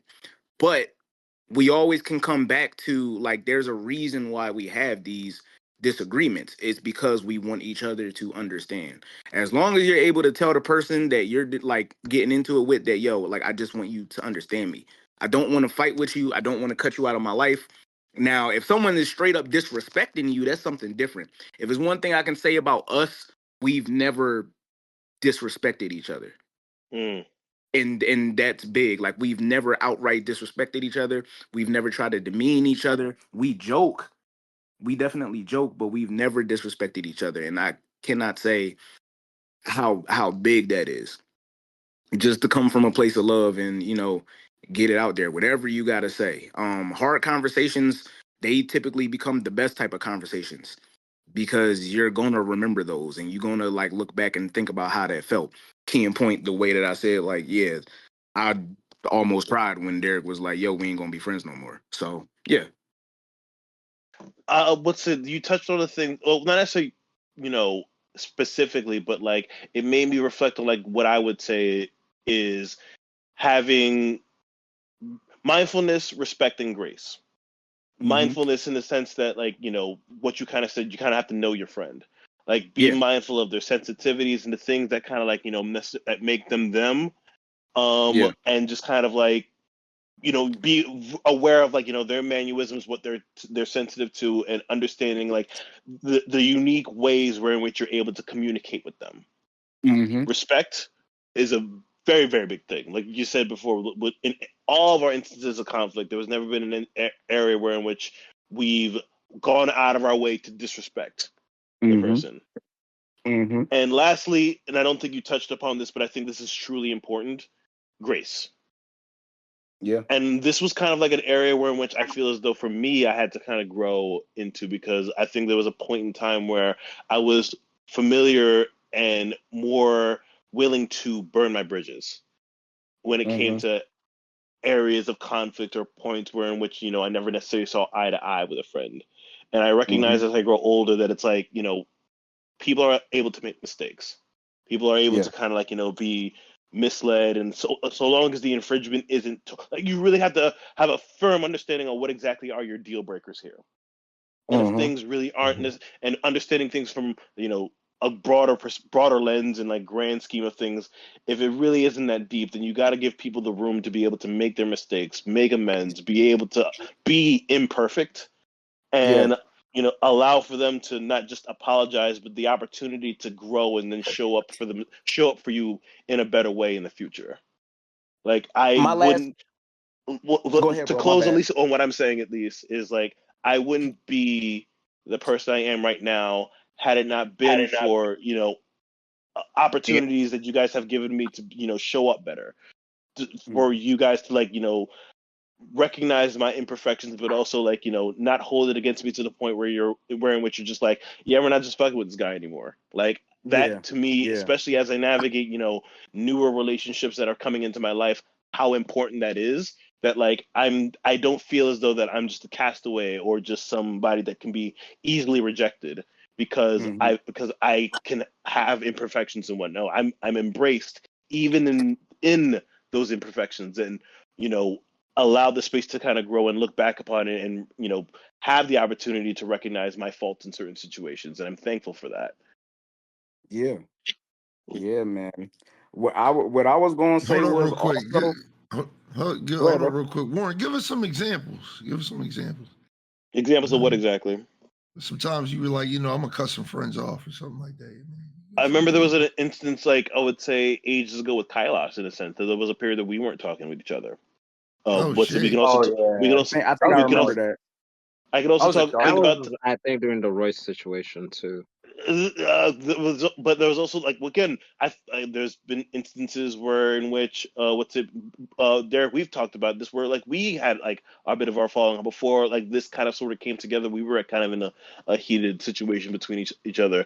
There was a whole like fiasco with what Luke just mentioned, and where me and Bird didn't necessarily see eye to eye when it came to that particular scenario and such, and there was like definitely hard feelings that were being brought up in the midst of everything and so on. But again, being able to kind of sort of recover, and just being able to also like deep reflections within myself and recognizing like what's important. I know I can at least think about the time when I made up with Kailash, and recognizing that like ultimately what it was that I was upset about wasn't really that deep, and that like ultimately I didn't want to like throw away somebody who's been, near and dear to me since like the 5th grade, has, opened my eyes to, so many different things, opened up his home and has made me, family.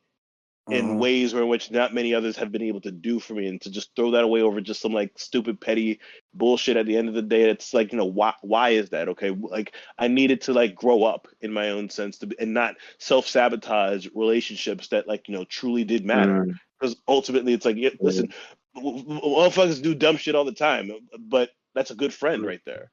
Like, so outside whatever bullshit it was that was going on, I can't think of instances where I'm just like, this guy has been awful to me. I was young, immature, and just sensitive to certain things, and like really going through a tough time. And I feel as though that I was like displacing that on just literally everybody that was around, and made it everyone's problem, that because I was going through something on my own. See, I'll say this on the other side. Like for me, like I'll say this, I was going through a dark period of time with this whole thing, because it's hard to navigate conflict with friends. Like you said, like Warren opened up his home to me. Like his parents treated me like family. Like if in like a lot of our cultures, feeding someone is literally the closest thing you can get to actual service to people, right? So like if I broke bread with you, I'm sorry, but there's a saying I remember like that rings in my head is, they say blood is thicker than water, but the full quote is, the blood of the covenant is thicker than the water of the womb. And it's, are we choosing to be friends and family with people who make us happy, who make us better? And I remember it took me a long time to really kind of understand where I was, like, not where I was coming from, but like the way I processed that whole thing was just, it was incredibly immature. And I wish I could go back and like really have an adult conversation with a young, like impressionable young man at that point, where I'm like, hey man, this doesn't need to be you. And so like and the other thing I think about is, once it's been understood, it's not spoken. Like I don't have to keep reiterating, oh, look, we had like, if we really if we really had a come to Jesus moment between the two of us, where me and you are like on the same page, I don't need to bring this up as like as a reference point every time we have a conflict. It's understood. Like like grace is a great word to say, because we always want people to extend grace to us, but are we giving grace ourselves?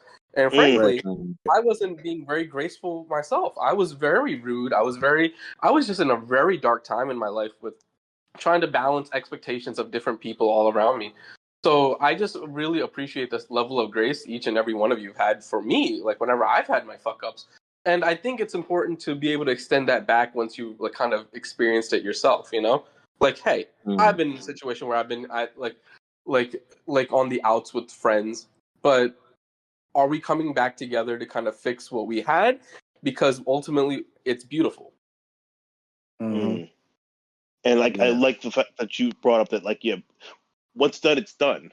We don't like, if it's ever brought up, it's kind of just like in a way to kind of like laugh at the past to some extent, but there's never been a whole like, okay, it's forgiven but never, it's a forgiven but never forgotten sort of thing, and we need to constantly bring it back up in order to kind of beat over the head of the other person, to let them know that we're not over it. Absolutely, I wholeheartedly feel that, and it's just, that's such a like, for a lot of friends, we're so, and especially in this day and age, where people always want to feel like they're right. But what happens when you're wrong? Like I've made my amends. Best that someone else can do is accept those amends, and if not, that might be why it might be healthier at times to cut off friendships. But that's why I like our like friendships and relationships that I have with this group. We choose to continuously make this conscious decision in a world where everything is becoming more and more isolated and more angry and more like, I choose to love, and I choose to love each and every one of you. Key word right there, the choice right there, the being able to choose. Like, what we're doing here is a conscientious choice for all of us, in a sense. Like and I always like to put it like this, where it's like, with every relationship, it is work and it's labor that you kind of put into it, but like, you always want to do it with people where it doesn't feel as though that, like, it is laborious. Like, being able to have conversations with you and do the maintenance work that allows this to thrive the way it does, it doesn't feel like work to me. Like, it's like when you like rip it apart to its essentials, it is, but it doesn't feel like that to me. It's, to me, it's more a sense of duty. Like for anyone that doesn't know, I drove back and forth from Kansas to go to Knox's bachelor party and then go back to his wedding. That was a lot of fucking hours. I didn't like see that as anything other than my sense of duty as like his brother. That's literally what I saw it as. That's love. Love you for that, bro. Yeah, man. I do it again. For real. I do it again. My Yeah, last point that I man. was gonna put on this though was also for y'all, like anyone out there that like have friend groups, and they're trying to like figure out ways to like help it grow. Please keep that talking behind people back shit to a dull roar. If it's one thing I can Yeah. say like about us, whenever we had shit going on, like sure, if like someone isn't around, like we'll talk about it, but it's not talking shit about them. It's like, hey bro, I'm not sure how we can like bring this conversation up to them. How can we do it? Use the Yeah. people around you in your friend group that like bounce ideas off of each other, like because it's Absolutely. not just Yeah. you.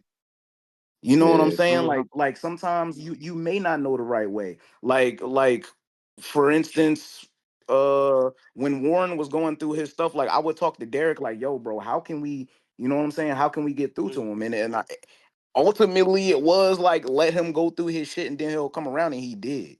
You know what I'm saying? Or I could reference like talking to Kailas, someone who's known him longer. You know what I'm saying? And then we could get to that point, but do not just outright talk shit about somebody because then you already are defiling the friendship. It's never going to be the same once we get Yeah. to that point. I We ain't never, don't gossip about the other person. yeah, Like it's never yeah, like if there's ever talking behind someone's back, it's from a place of like again genuine concern Mm. and love, and it's like stuff that I would be readily able to tell this to this person's face, sort of thing. But there's hmm, no hidden hostilities that I'm confiding within somebody else, but still wanting to, but I can go up to this person, shake their hand, and call them my man while I'm talking like madness behind their back. Like we don't do that. That's just wild. yeah, yeah. That's weak. And there's one thing I can say: we ain't weak. We ain't weak like that. Nah, if we got something we can say, like we gonna say it to each other. The Mm-hmm. most like I can think like we've ever said, like at least when I'm talking to somebody about like one of us, is just yeah, bro, wilding right now. Like that's it. You know what I'm saying? That's a fair assumption. That's it. Yeah. I've been wilding. You know what I'm saying? At certain points, you know, like sometimes I Mm. wasn't always the best person that I could be, and that's okay because you're not always gonna be the best person you can be 24/7 until you die. Like that's not realistic. So yeah. I guess okay. Last thing that I want to get to before we get to sort of like closing things, because I know we've been up for a while. We've all like we have our core here, us. But also like over the years, as things have changed, we've kind of all expanded in our own way. Like we have, our own unique individual social networks that some, we've been able to kind of like overlap and coalesce within what's going on over here. But other times it's just like, hey, we're also adults being able to, navigate and create new bonds and relationships that may not equate to what we have over here, but are still meaningful to us. I know, Bird, you've mentioned like your military family in that sort of way. Knox, I know you got your people down over there that your coworkers and college friends and things that you've kind of and over the years that you've collected over the years. Like we've all put in our own individual kinds of work. What advice would you give others to be able to kind of like, okay, how do I do this? Like, how am I able to kind of like build, meaningful relationships from scratch as an adult? Yeah. Uh So, yeah, I'm gonna let somebody else bro, go you want to first. go? No, I'll let you go first, bro. So, like, I think like with me, Mm. um, you have to try to be as authentic to yourself as you possibly like can be. Like, yeah, like when we're developing friendships with other people, when we're trying to get to know other people, like we don't like we're not trying to reveal too much of our inner selves. And it's not even like, like you're trying to be fake and stuff like that, Like it's just natural, especially at the start. Like, like like people don't need to know everything about you from the start, but eventually as a relationship progresses, you guys get to know each other. you know, like you open up to each other, like then you get to see like how the relationship can be. But like when you're meeting people, when you're developing relationships, you just gotta try to be as authentic to yourself as natural. Like with me, right? Like and like I've told you guys this, you know, for like years. Like with me, I feel like I'm like I'm a little awkward, you know, and I'm a little weird. Like but like We like know, nigga. yeah, yeah. But like you know, like I have like my worst stuff about me, but you know, like I'm not gonna I'm not gonna try to act like someone that I know that I'm not. Like I'm not gonna try to act tough to people that I don't know. I'm not gonna like, you know, like try to like act super smart or like, you know, talk about my favorite book to people that I don't know, you know? Like just try to keep it chill, you know, like try to keep it to simple questions, but just try to be as natural, you know, as you can be. And if if that means that you know that sometimes you know when you wake up in the morning you got to stare at yourself for like 10 minutes and just you know like I don't know have a random convo with yourself, you know, like just to see how like just to look at yourself, you know, to see how you look like when you talk, you know, like just practice speaking to yourself and then eventually things will fall into place. But yeah, just try to be as natural as you can be and and definitely don't try to act like, you know, like don't try to act like somebody else because eventually the dominoes are going to fall or you're just gonna get caught up in a whole bunch of lies. That's a But that's word. my advice. And I'm gonna kind of piggyback off of what he said and talk some real shit, like I always do, because I'm full of real shit. Because I was trying to say that shit earlier, but then we just ended up talking about something else. Because what he asked me, it's like, why I say I need y'all is because y'all don't understand, dog. In this world that we live in, and I talk to like certain people, like I told y'all earlier, like I know somebody whose literal friend just tried to shoot at him. Like that shit's crazy. Like that's just that's I can't even like imagine some shit like that. Like that's your man, imagine something that's your like that, boy. man. I can't imagine it, and I imagine it because like I was saying earlier, like I used to be in a whole bunch of different friend groups, bunch jumping around, like, and I, you know, I always fucked with them people, but I always never felt like this was the people I need to be around. Like I don't think these people, like it sounds fucked up to say this, but it's like those people didn't service me. They didn't do what they needed to do for me at that time of my life. Like I said, when I started hanging That's out with part of growth, y'all though. and we started going out and doing things, I'm like, bro, like I'm not doing this with any of my other friend groups. These niggas just want to smoke weed all day in front Yeah, of in the woods and all this stupid shit. yeah, that's Or valid. these niggas too broke to make moves and shit like that. That's no shade to anybody, because like I was a broke ass nigga too. But it's like when you're around people that kind of just make you want to boss up, like it's a totally different type of vibe that this group has that I feel like a lot of groups from even where we come from, they don't have that shit. They lack that shit, dog. Because where they're all in competition with each other, the competition with us is like all trying to make sure everybody in here is straight, everybody is good, everybody's hustling, everybody's grinding. You know what I mean? Like we've never once been on some shit where it's just like, dog, like it's crazy that people be in friend groups where they don't fuck with certain people. Like that shit's crazy. Like, yeah, we might have like our little things with each other, like, oh man, I don't like this about Bird, or I don't like this about, you know, Luke, or I don't like this. You know what I mean? I'm just saying names too. You know what I mean? But it's just like, you know what I mean? Like, there's straight up groups where it's just like niggas will be on some like, you know, shake your hand shit. And in a minute you walk away, they talking mad shit about you. And it's like that shit's crazy, bro. That shit's crazy. And it's like, I think that's why like social media is the way it is. And I think that's how like a lot of people are nowadays. It's just like y'all be beefing with each other where it's like me and my niggas, we all trying to make sure everybody good. Everybody, like, if I'm making this amount of money, I hope my niggas is making this amount of money. You know what I mean? Mm. If I'm out here living lavish and doing my thing, I hope my friends are doing the same thing. You know what I mean? Like, y'all be in competition with with the people you call your friends and shit like that. And that's just crazy to me, dog. That's just crazy to me, dog. And it's just like, that's why I say now, like, as a parent, and I found out what the word was or what I was trying to say. As a parent, it's because I need my kid to see that. I need my kid to see, like, these are thorough ass niggas that I surround myself with.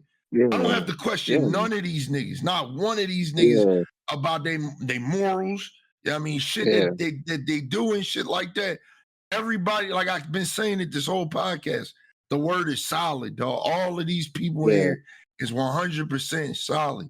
And even the niggas that came, you know, with the group and ain't here no more, like Royce, solid nigga. You know, Tom not here right now, solid nigga.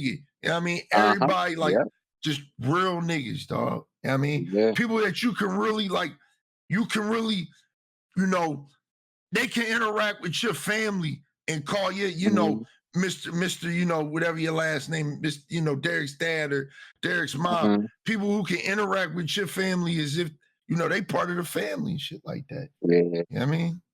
Yeah. And that's the Shout thing out I Mr. see on Jerome. social media these days.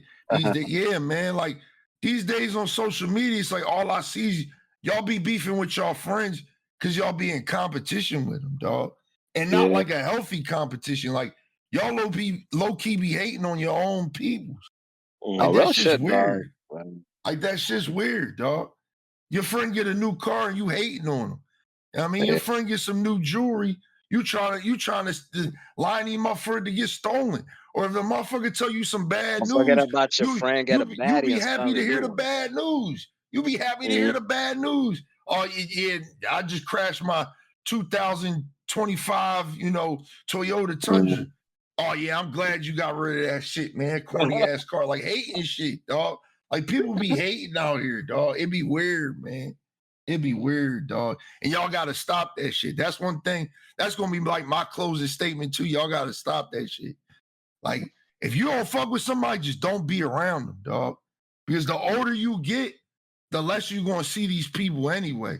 So there's no point in holding on to people that just, and like I said, it sounds fucked up to say it like that, but just don't service you, dog. They don't do nothing for your life. You know what I mean? All you doing is talking about watches and shit with this person.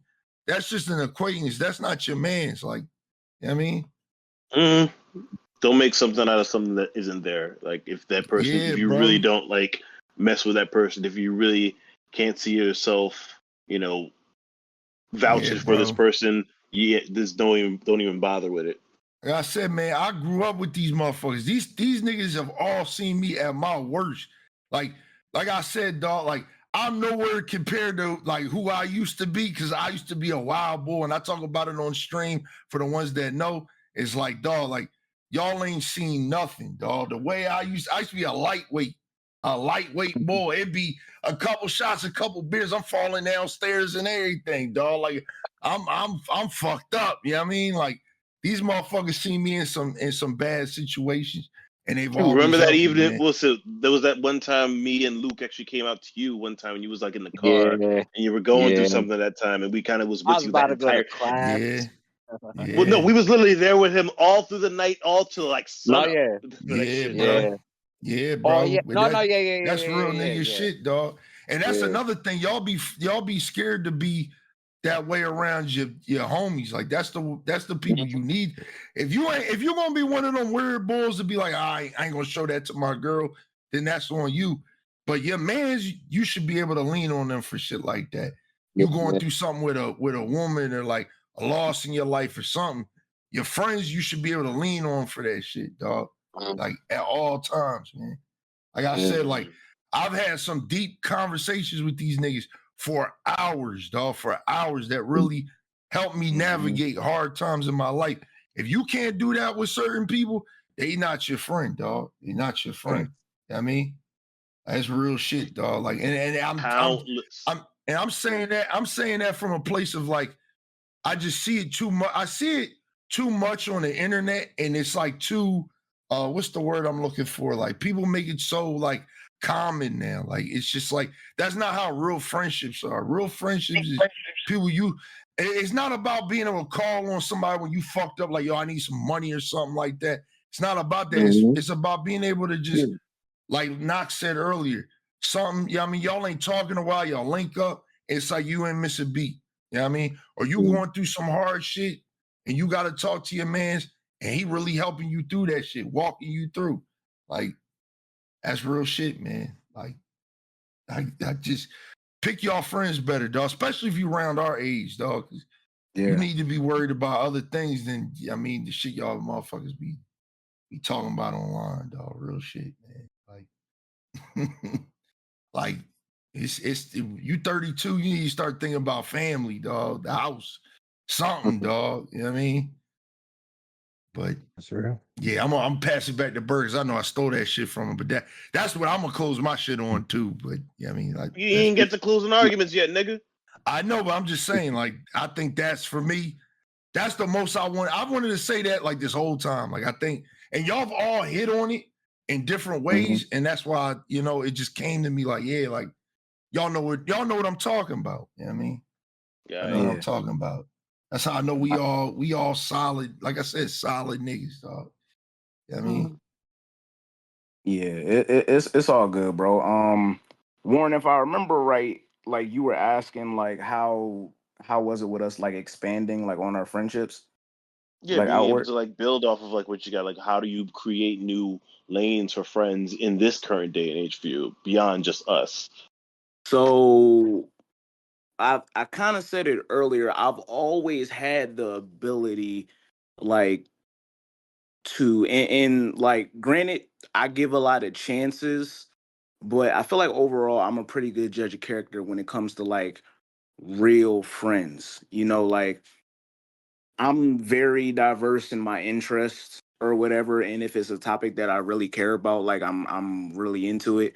But if it's one thing I ever want people to like understand about me when they come across me is like I'm a nigga that cares. You know what I'm saying? Like straight up about like everyone's best interest. When I left home, cause like of course like I had to leave behind my fam, I had to leave behind y'all, my other friend groups, you know what I'm saying?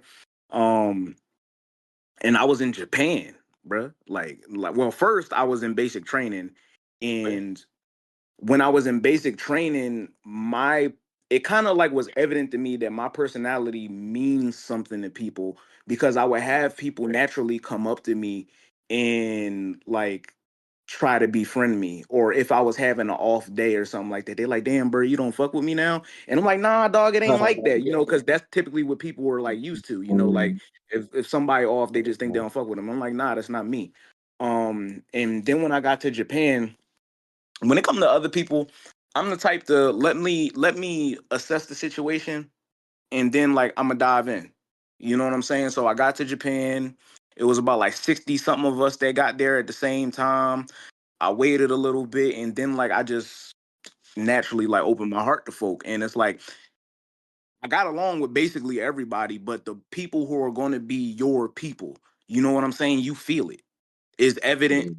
And like anybody else that wants to be a part of that, like you can always like hit me up. But I got a real it became evident that I was really good at mentoring like younger dudes, because when I joined I was 23 turning 24. Naturally, when people join the military, they're 18, 19. So for instance, Bravo, my little brother, love him to death.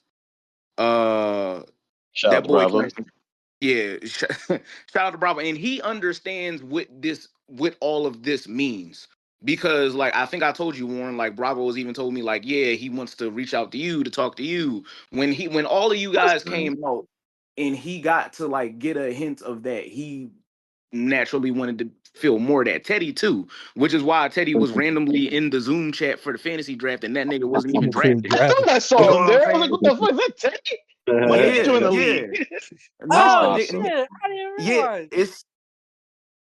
Yeah, it's all love. Like they understand like what it means, and he used shit. to he used to he used to Damn, that's crazy.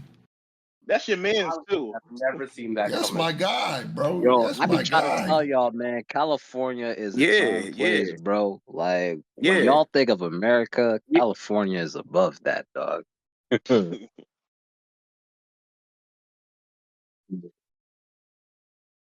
Oh yeah. Yeah. Well, I'm not going to deal out all bro stuff, but he was into some shit before he joined the service. You know what I'm saying? So, and he never really had those type of people to try to instill stuff into him. Now that's family, that's his culture and stuff like that.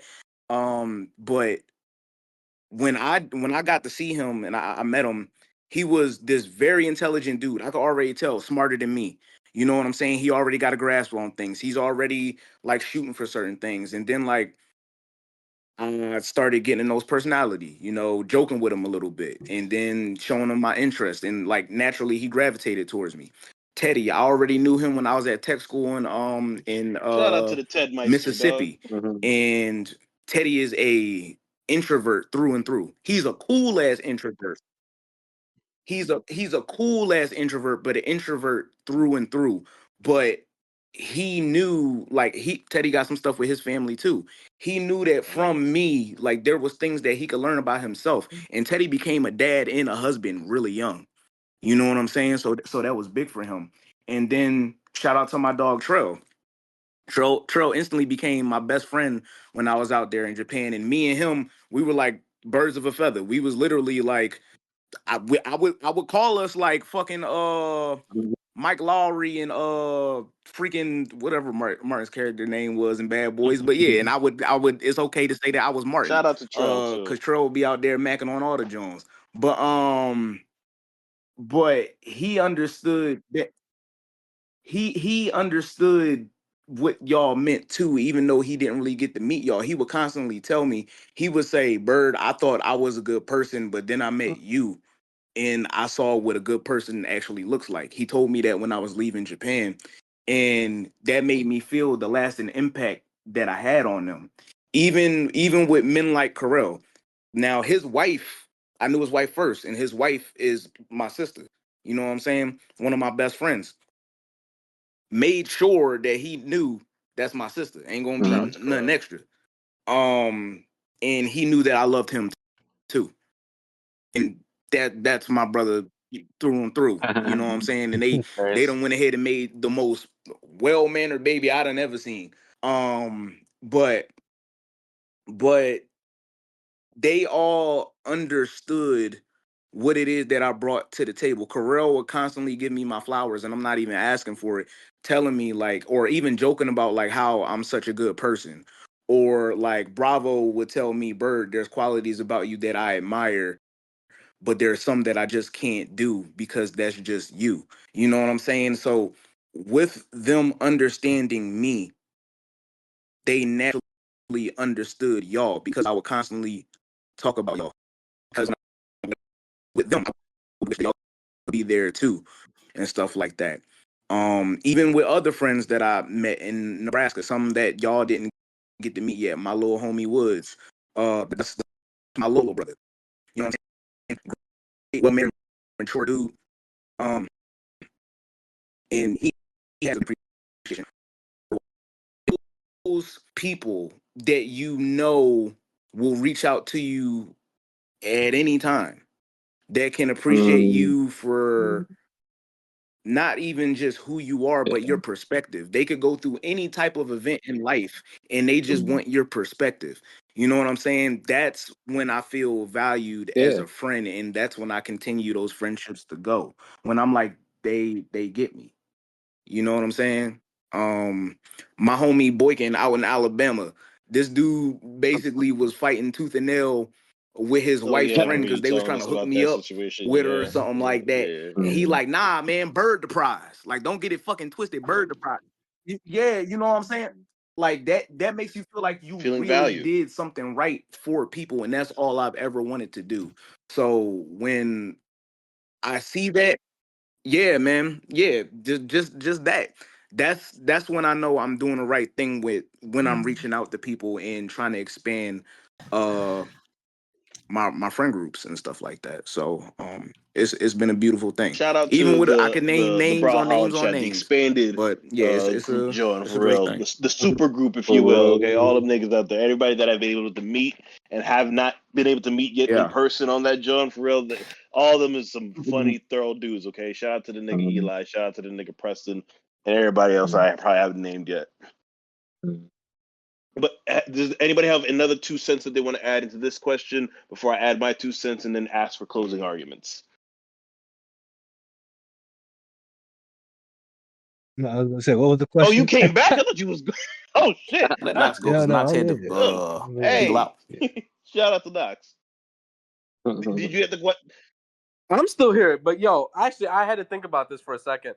Something I Is think Tyler is still on too? important to do is to give people that don't know your direct friends not the worst stories. I feel like sometimes people nowadays, this seems to be a reoccurring thing I've seemed to like come across like whenever I talk to like men our age, is that like, oh, my girl hates my guy friends. I was like, well, what kind of stories are you telling your girl about your guy friends? You know, like what kind of like are you setting like yourself like are you setting your friends up to be viewed in a negative way? Right. The first thing like my lady told me after like one of Knox's part, like this is like when we were like early there, I forgot what this was, but she was just like, oh, I really love your friends. I think they're really cool.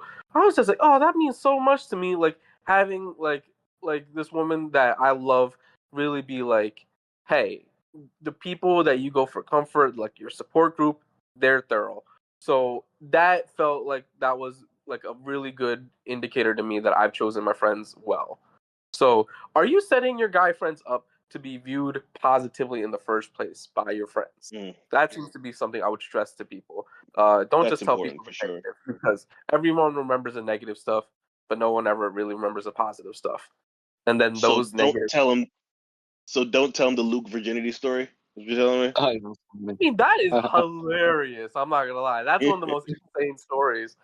But I think when like you kind of think about it, it's like hey, what other experiences do you have with them other than the craziness? What are your day to day monotonous activities like communally? You know? And well, what does this person mean to you in a sense? Right. Like, how is your life a lot better and more enriched with this person in your life, and that sort of thing? Like, be able to like talking up people. I think that's so undervalued in a way to be able to like.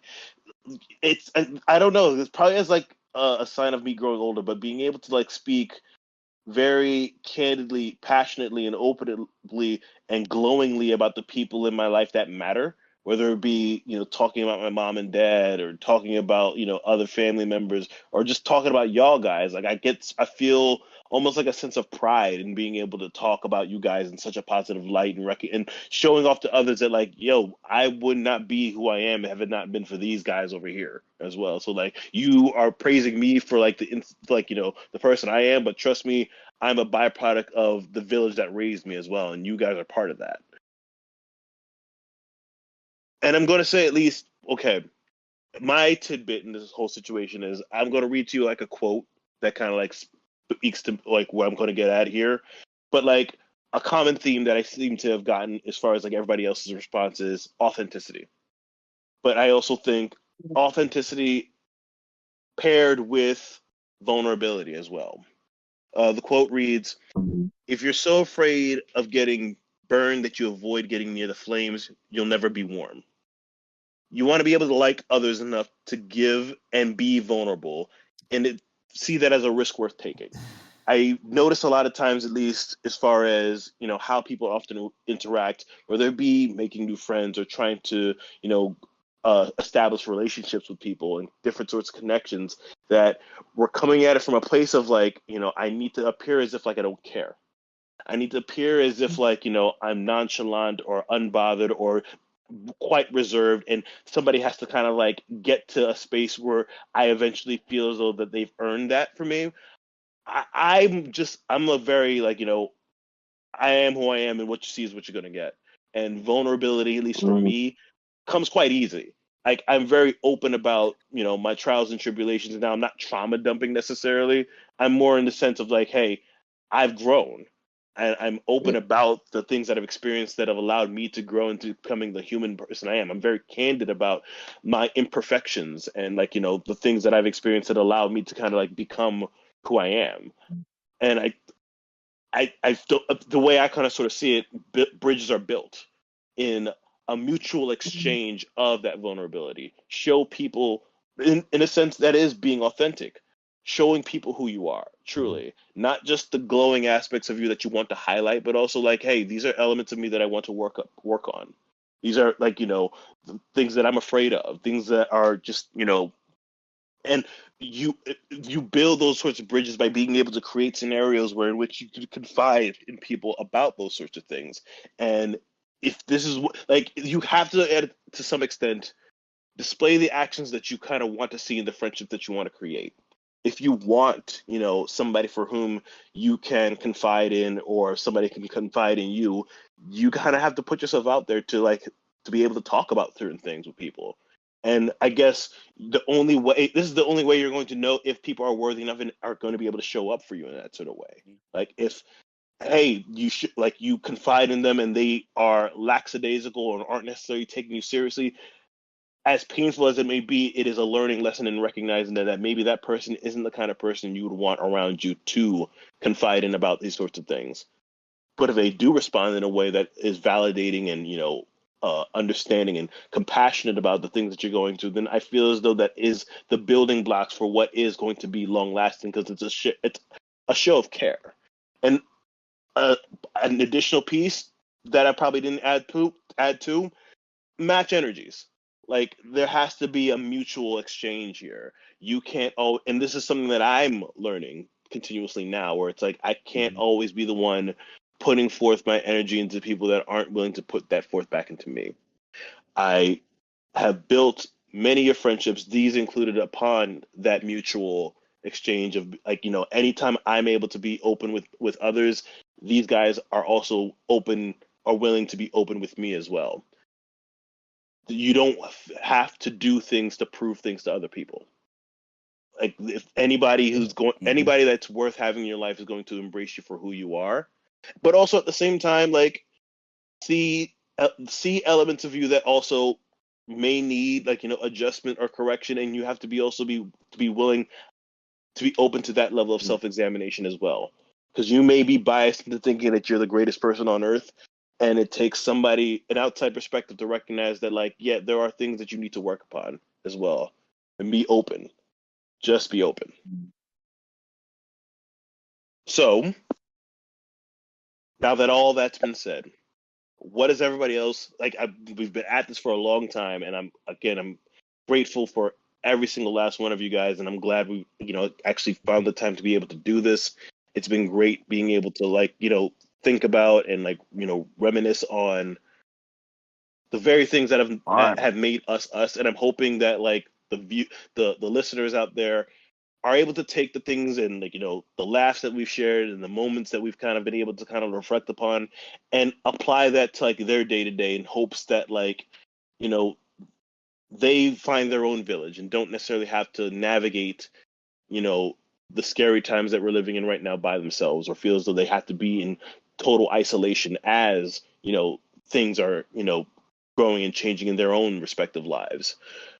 What is something that you would say, like, you know, to close out, each of you, what is something you would want to, like, you know, relay off to the listener? Already said my bit. So, you know what I mean? Knox, go ahead.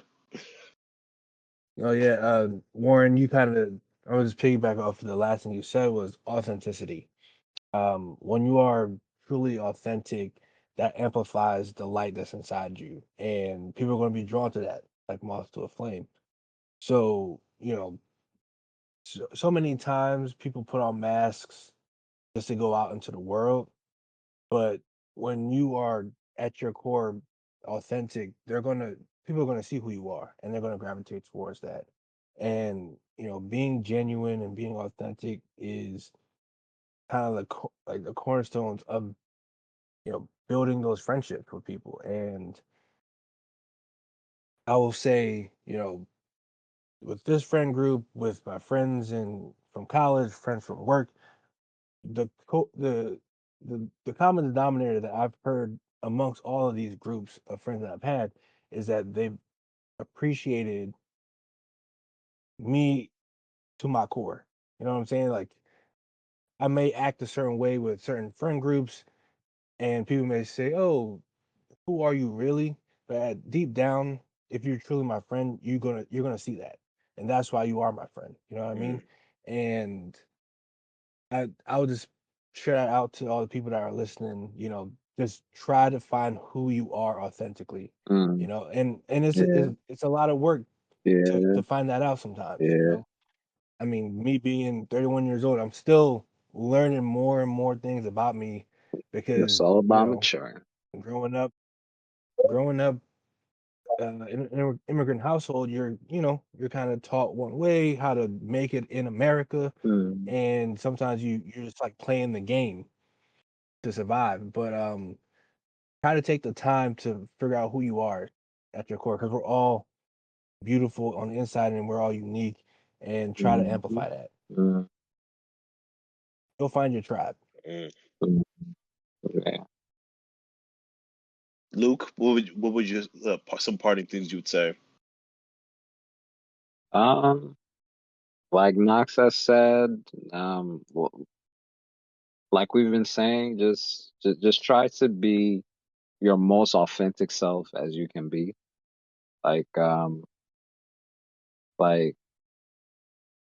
we need, like, as grown men, like, and I'm not saying that, like every single week you gotta like sit there 5 hours, dissecting like everything inside your head. But like as a grown man, especially, you know, like as you're working, as you're trying to make your way into the world, like find the time to be able to sit there and just be able to like try to understand yourself as best as you can, you know, like um understand your triggers, you know, like like um like realize, sit there and realize the work that you need to do on the inside, um to be able to elevate yourself, you know. um and yeah, just just don't try to be something that you're not, you know. like like okay, like if you go to the club, you know, like if you're like at a party, like sometimes we might say something to try to seem, more than what we are. But like for 95% of this life, you know, like if you want good relationships, if you want relationships that are, um, and what's the word for it? Reciprocal, you know. Um, if you want good relationships that are reciprocal, just try to be your most authentic self as you can, you know. Like like there's only one you, you know. There's only ever gonna be one you. Yep. So try to make it good. Kailas? My parting words would be: we need to fund SEPTA yesterday. That is my No, most bro, yeah, important thing. man. Set the funding Fund- is How did we stupid. get here? Fund Funding's funding, bro. SEPTA. Fun SEPTA, yes. Fund SEPTA. Nigga. Joe Picosi. What?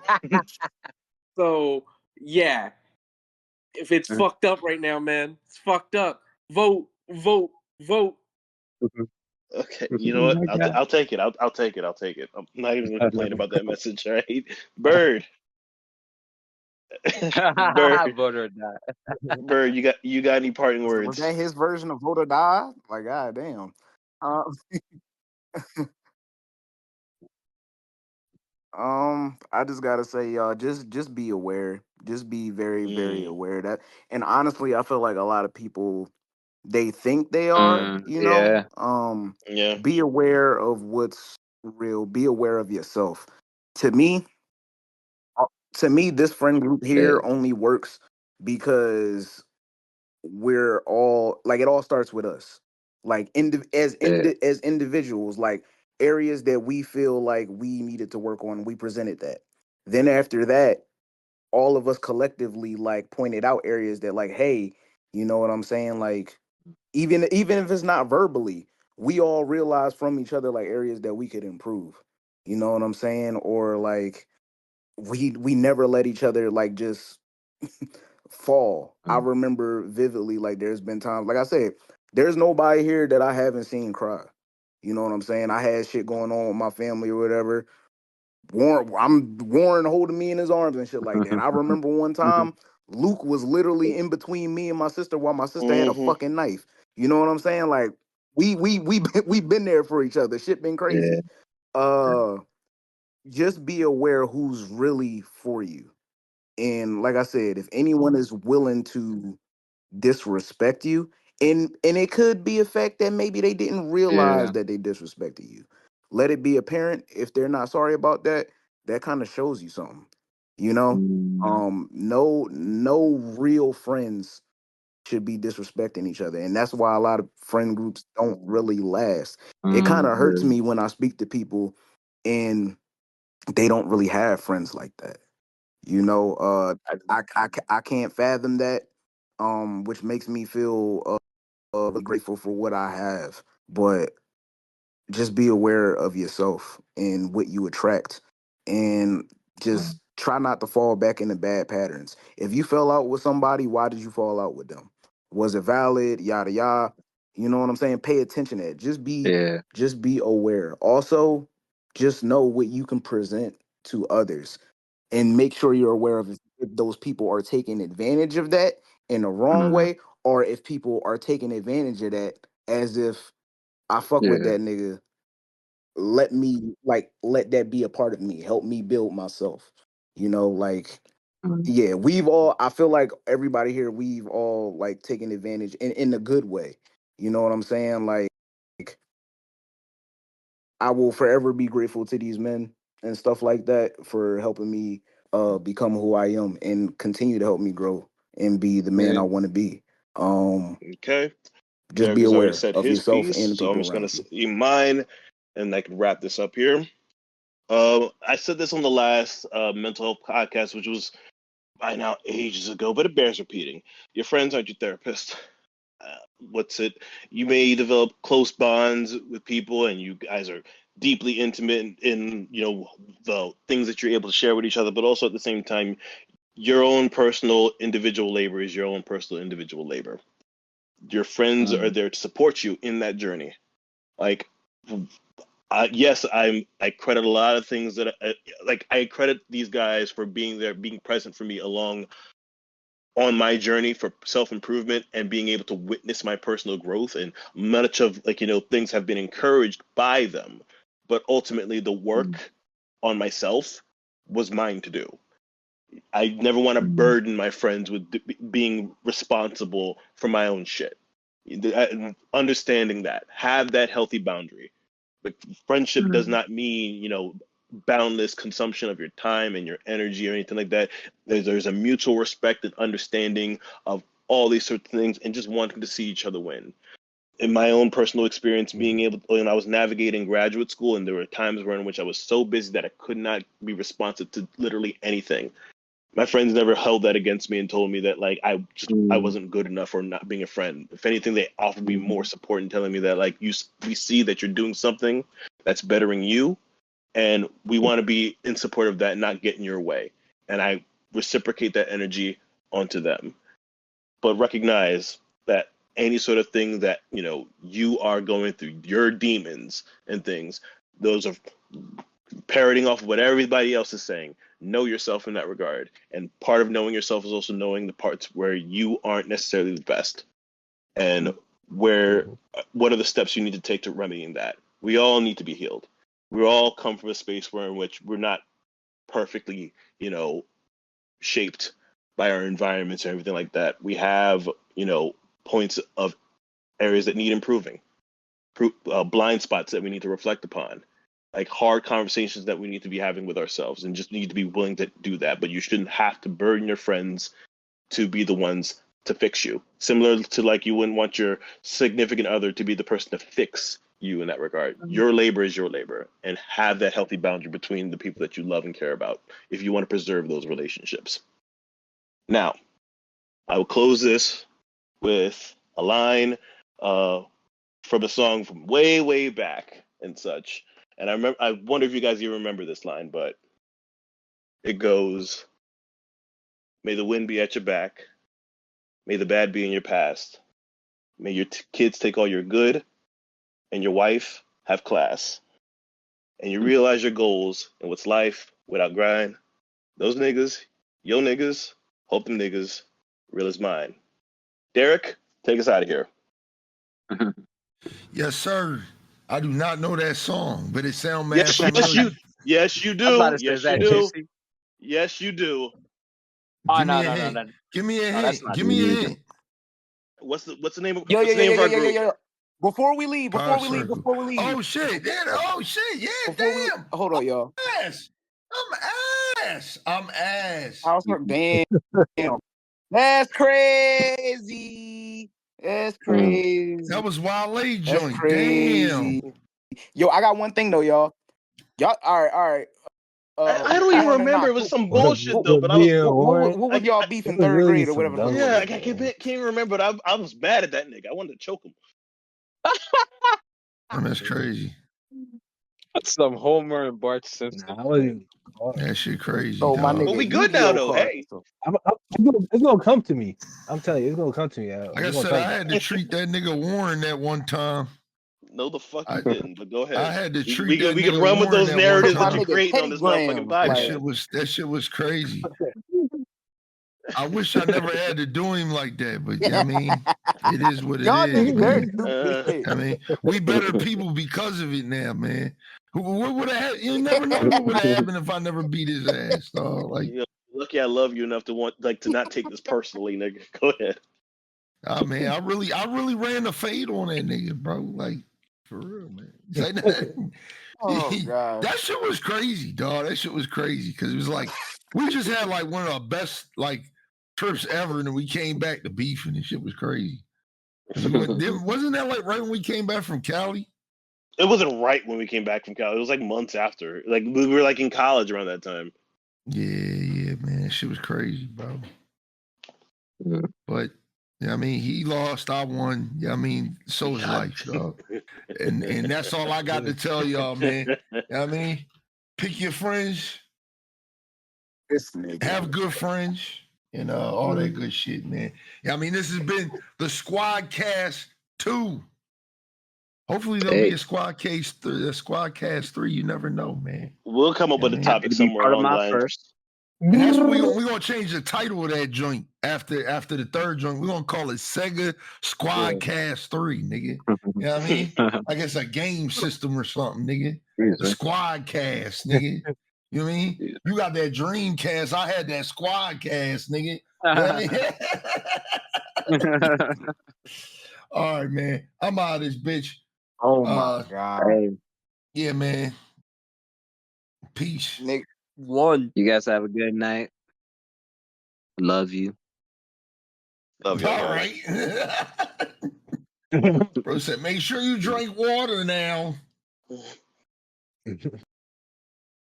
Later.